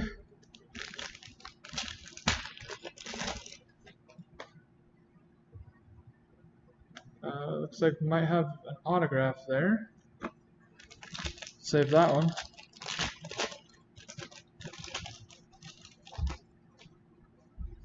All right, Jalen Hurd rookie, Dak Prescott, silver of Ed Reed, silver rookie selections Mecole Hardman Jr. and Kerryon Johnson. All right, let's check out this last pack here. I believe this is going to be the autograph. Got Leonard Fournette, AJ Green, Quinnen Williams rookie, Pat Tillman, and we've got DeAndre Baker. Got close, 74 of 199. DeAndre Baker rookie auto for the Giants. So 4 packs yielded 2 of the hits. Nice, Christian. Thanks for the order.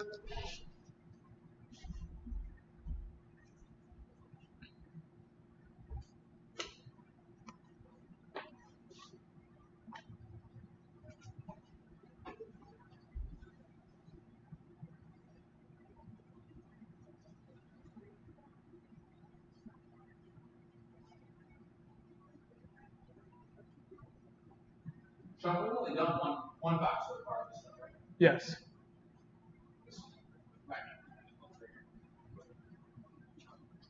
If anybody wants any of the Bowman, but I brought it up. Did I hear Lee back there? Yeah.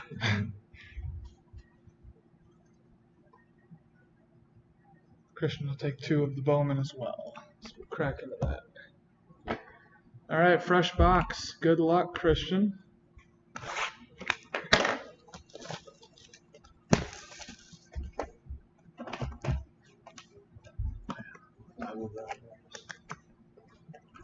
Top and go middle there.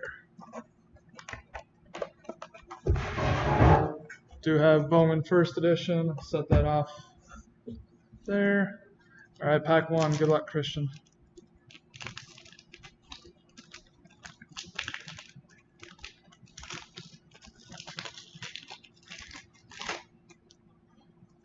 Maybe the pack's being weird.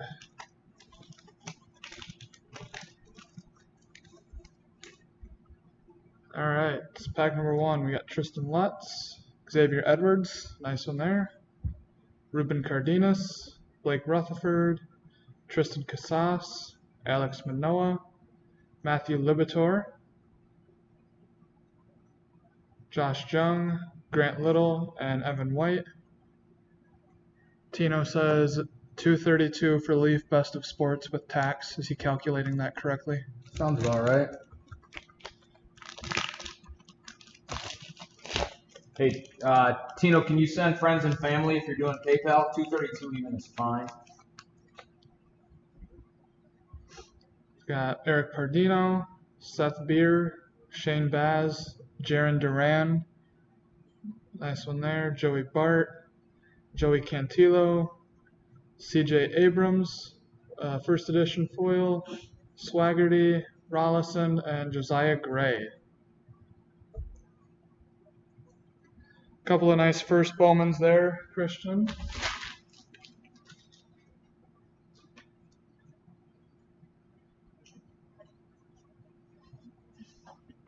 So what did Hal win? He got the Brooks Robinson or? Yes, I believe so.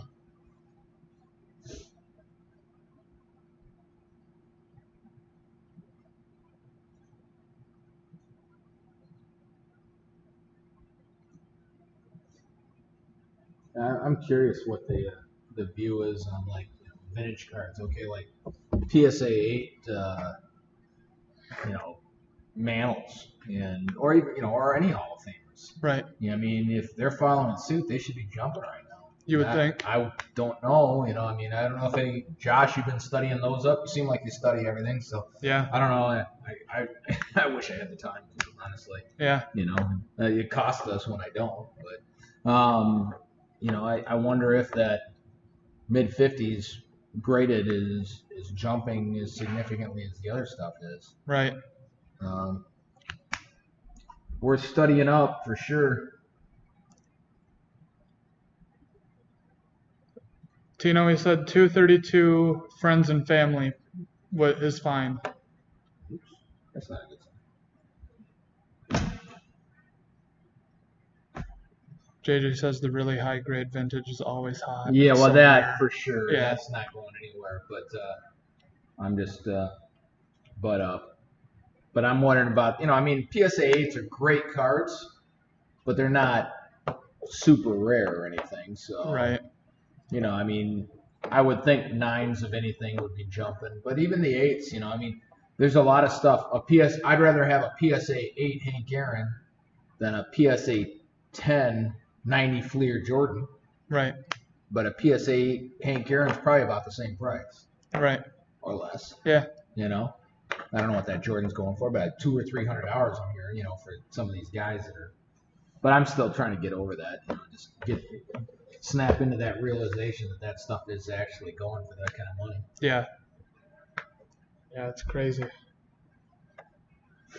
Josh W. says he just sold a 61 Topps Ernie Banks PSA 8 for $113 on eBay. Okay. You got the Aaron up, Josh? Actually, I'm guessing maybe not.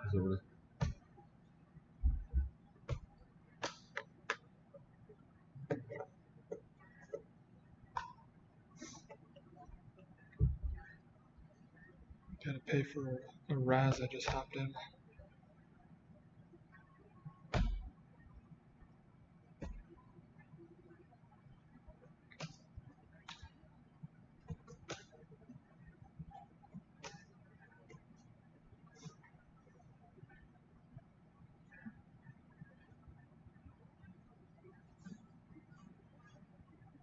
Travis asked to rip a clear cut.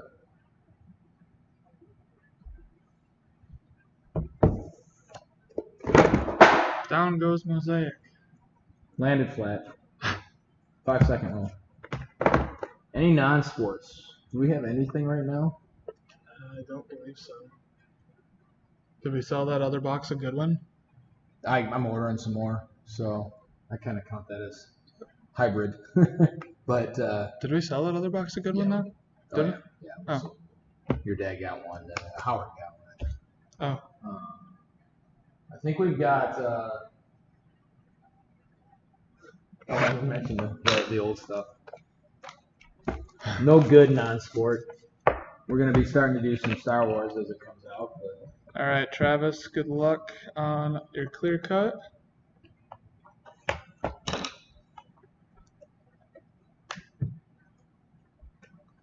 Got embedded endorsements. Dan Vlader, 14 of 99. Rookie for the Bruins.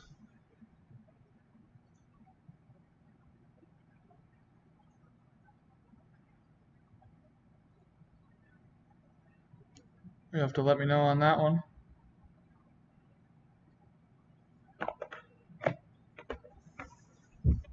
You have the Sharpie? Oh, I got it. There's one right here.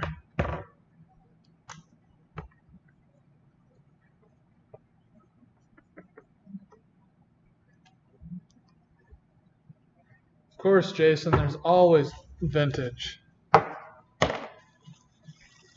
Oh, yeah.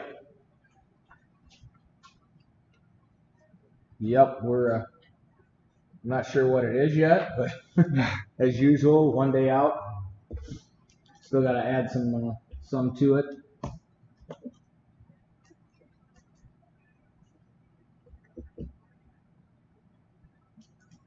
Yes, 5 p.m.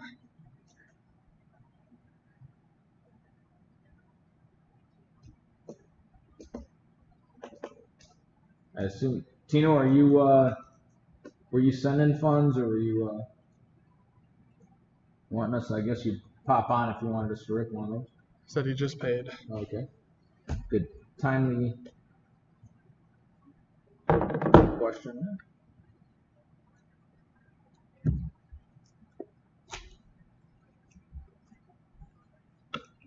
All right. All right, Tino. Good luck.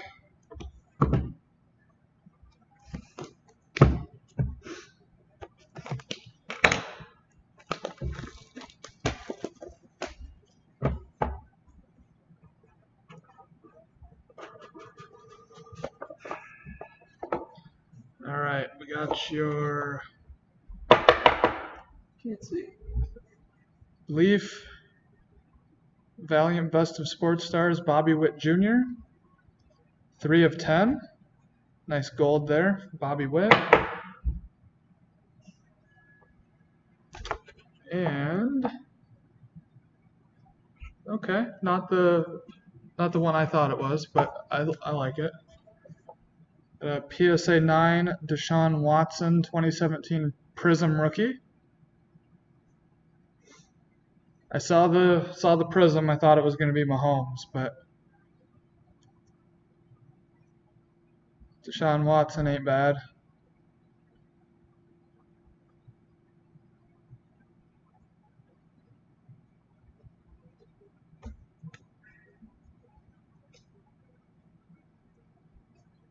We're working on a bunch of different 17 and 18 football. So hopefully we'll get some of that stuff in. Yeah. We got to put together a football break. Could do some of these guys in there. We don't have a lot of different. We got some 19 stuff we could mix in.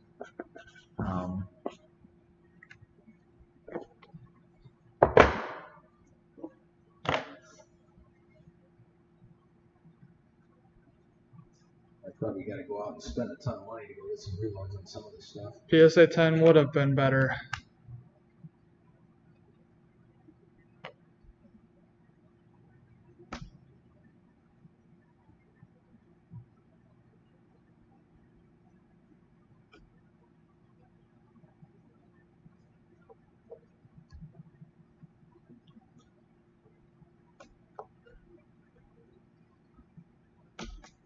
Well, guys, certainly appreciate you guys jumping on and joining in with this thing tonight. It was a lot of fun, for sure. We're here for a little longer if anybody wants anything ripped. Still got plenty of mosaic. 19, bought a bunch of 19, and we already had some. 1920 cello prism packs today. They've been going. Yes, we have baseballs left. And we do have baseballs left. Yeah, grab one of those. Just pop it up there. Yeah.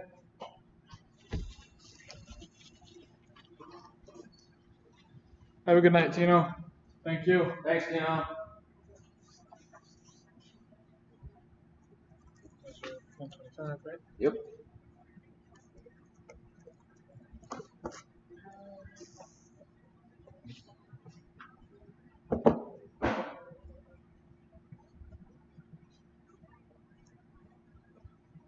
Josh says, grab me one more.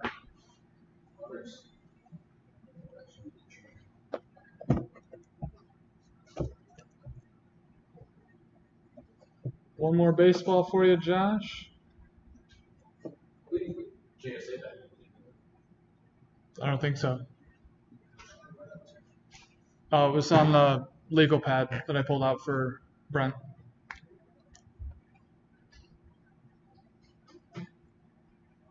All right, Josh, we'll rip this one here.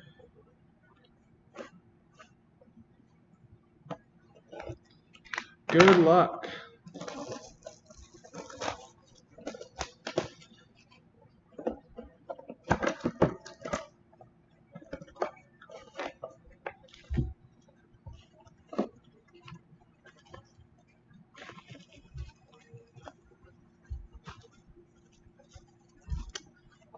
Yep.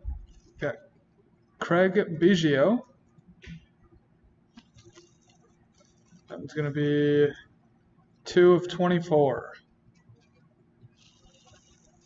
Craig Biggio. Nice one there. Nope, just a Craig Biggio.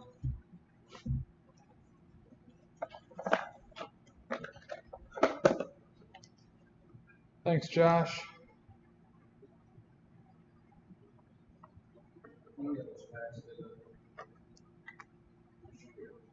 Two Bowman First Edition, 4 Select.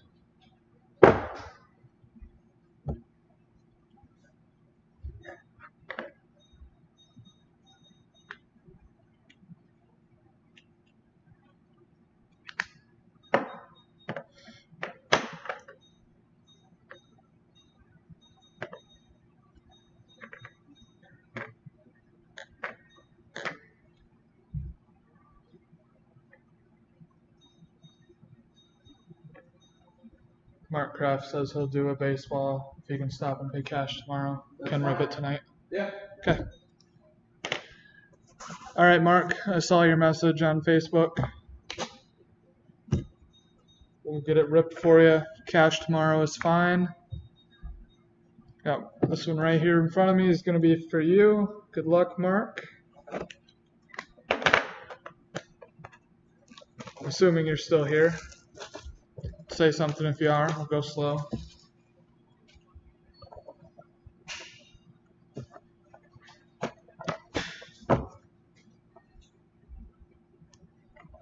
Awesome. There he is.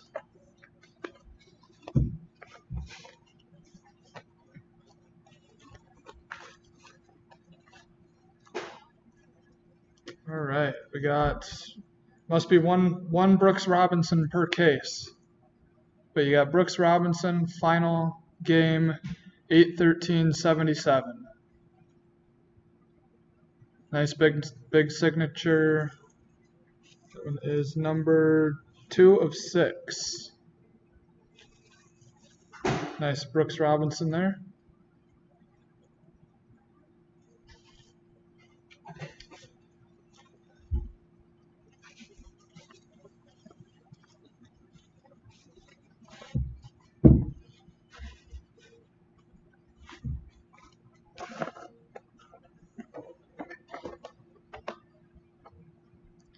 Jason says he'll take 1 ball, pay us tomorrow. Jason. Two of us? Jason.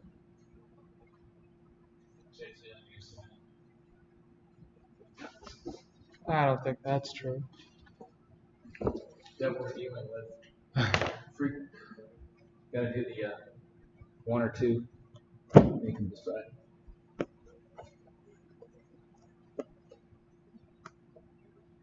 Did Mark end up with the Brooks Robinson already?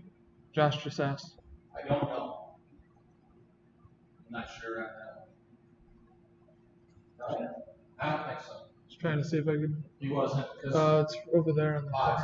Bogs? Yeah. All right, Tuitus, which one you want? Left or right? Said left. All right. Put that one. What did I do? There it is. Put that one back. All right, Jason. Good luck.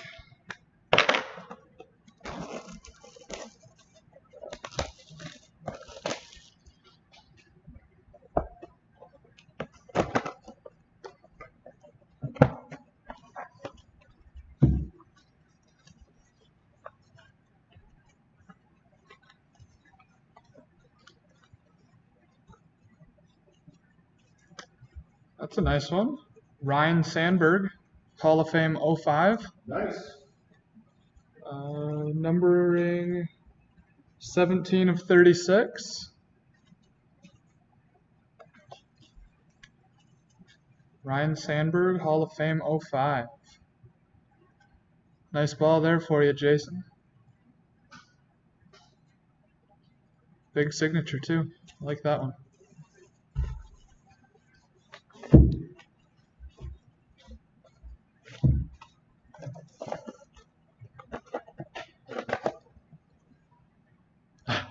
Josh Rose, give me another one.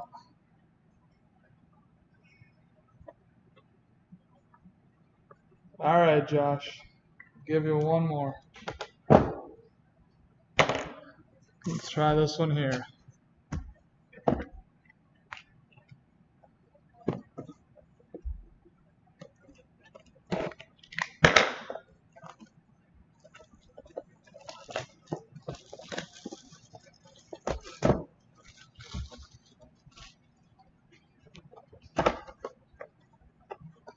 Sounds good, Josh.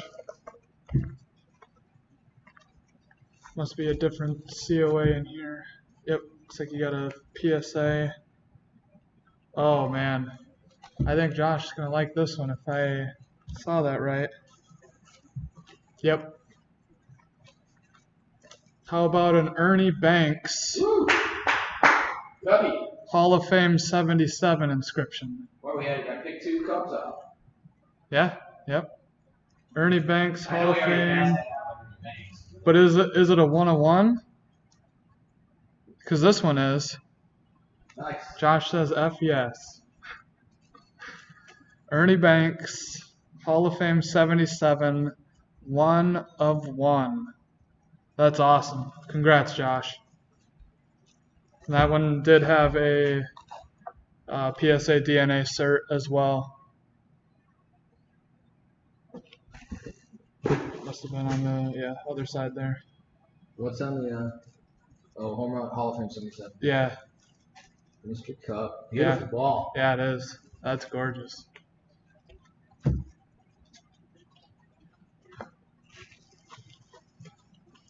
Yeah, good ball to end on there, Josh. That's awesome.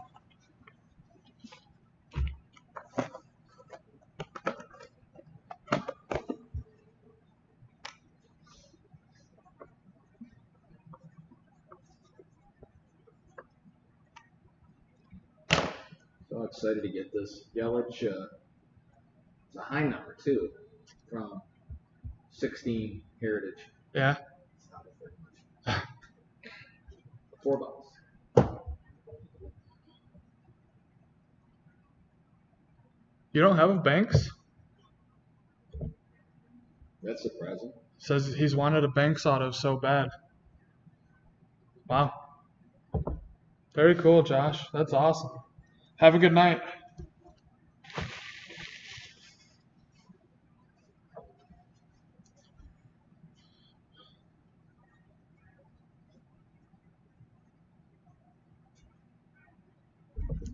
See you tomorrow, Jason.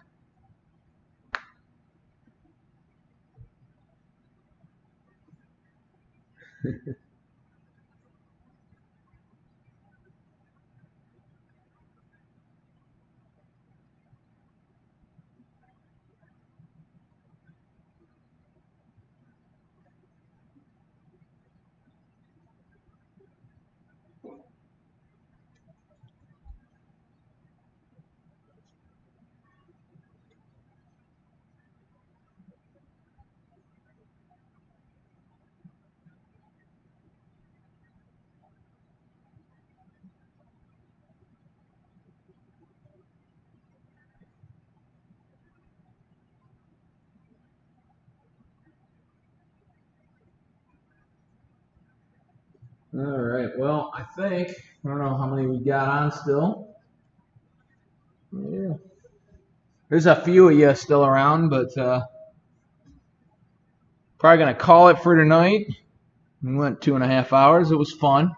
But if you're thinking about anything, we'll stay on for a couple more minutes. Otherwise, I think we're going to call it. I'm going to try and get home at a decent hour, so stay in the good graces of my wife and family. But this is a blast. I'm having fun with these interviews for sure. I like Jeff. Yeah. He's an awesome guy. Yeah. Well, we can do that too. All right. Looks like, yeah, we got a stack of 4 there, so you get your choice. 1, 2, 3, or 4.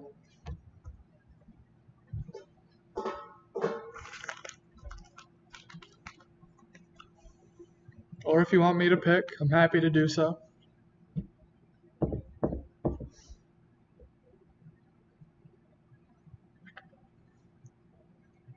It shouldn't take too long, JJ. I think we're good on that. Yeah. Yeah.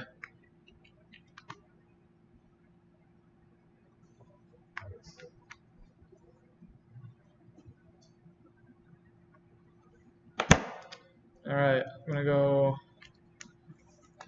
that one and the top one. All right, good luck. What's that? I'm not sure what. Oh. All right, pack number 1.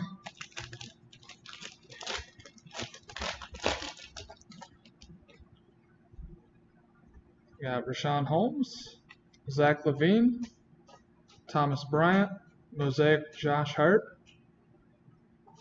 Will to win Kyrie Irving, and LeBron James MVP. All right, Ken, I'll put you down for the other 2.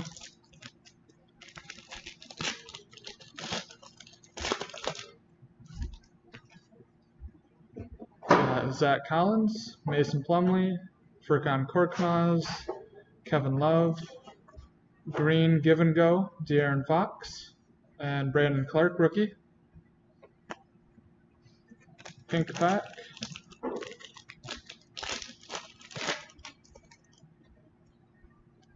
Jason Tatum, Taj Gibson, and Terrence Davis, rookie.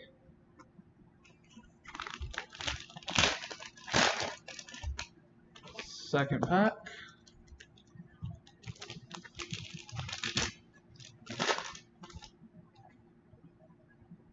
We got Nikola Vucevic, Jason Tatum, Korkmaz, Glenn Robinson III, green, Donovan Mitchell, Will to win, and Jarrett Culver, NBA debut.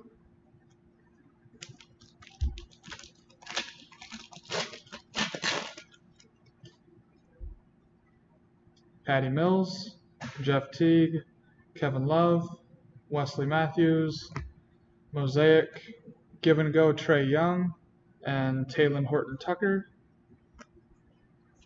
And final pink pack here. Good luck. Got Bryn Forbes, Tristan Thompson, and Hall of Fame Magic.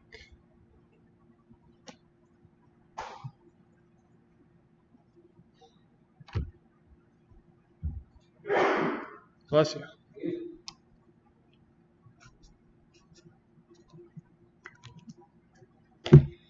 All right, Ken, get on to your cello packs here.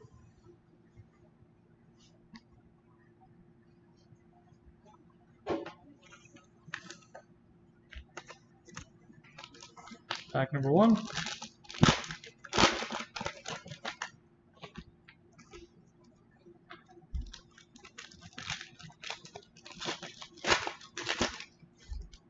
Saw Pelicans, but it's the wrong one. Got Taurean Prince, Pascal Siakam, Matthews, Dinwiddie Green, Give and Go Lillard, and Melly NBA debut.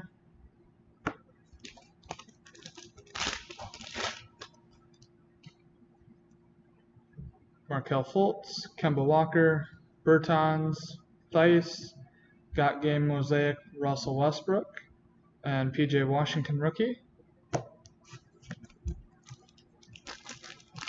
Pink pack. Got Patty Mills, Aaron Baines, and Charles Barkley USA.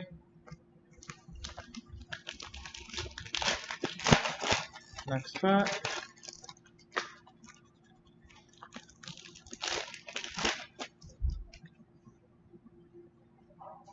Got Anthony Davis, Giannis, Bertans, Sabonis Green, Got Game Harden, and Larry Bird USA.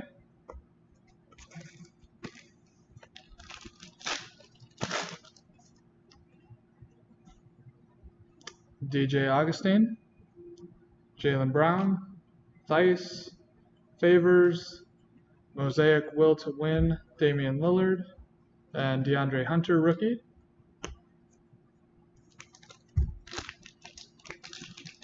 Final pink pack. There you go. I think that's the first one of these we've seen. Got Dorian Finney-Smith, Brooke Lopez, and a Ja Morant pink. Very nice. Congratulations, Ken. That's awesome. Ja Morant pink. Very nice.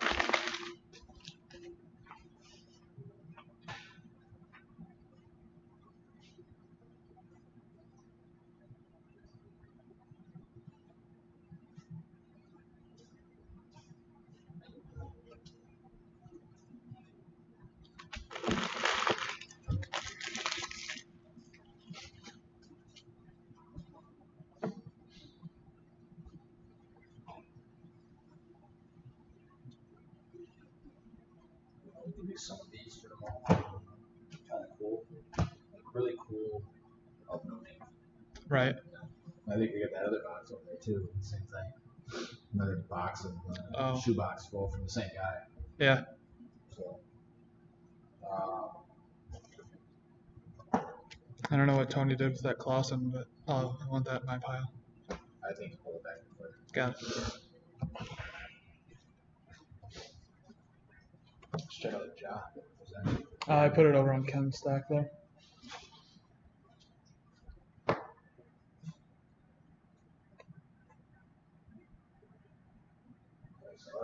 Yeah.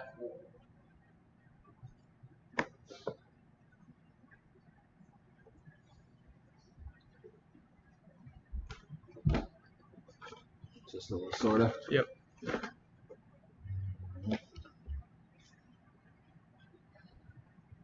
All right, guys. Anybody else need anything? Rip?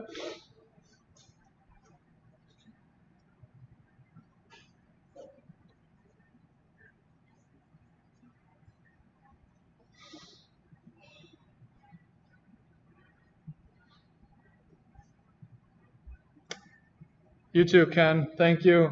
Have a good night.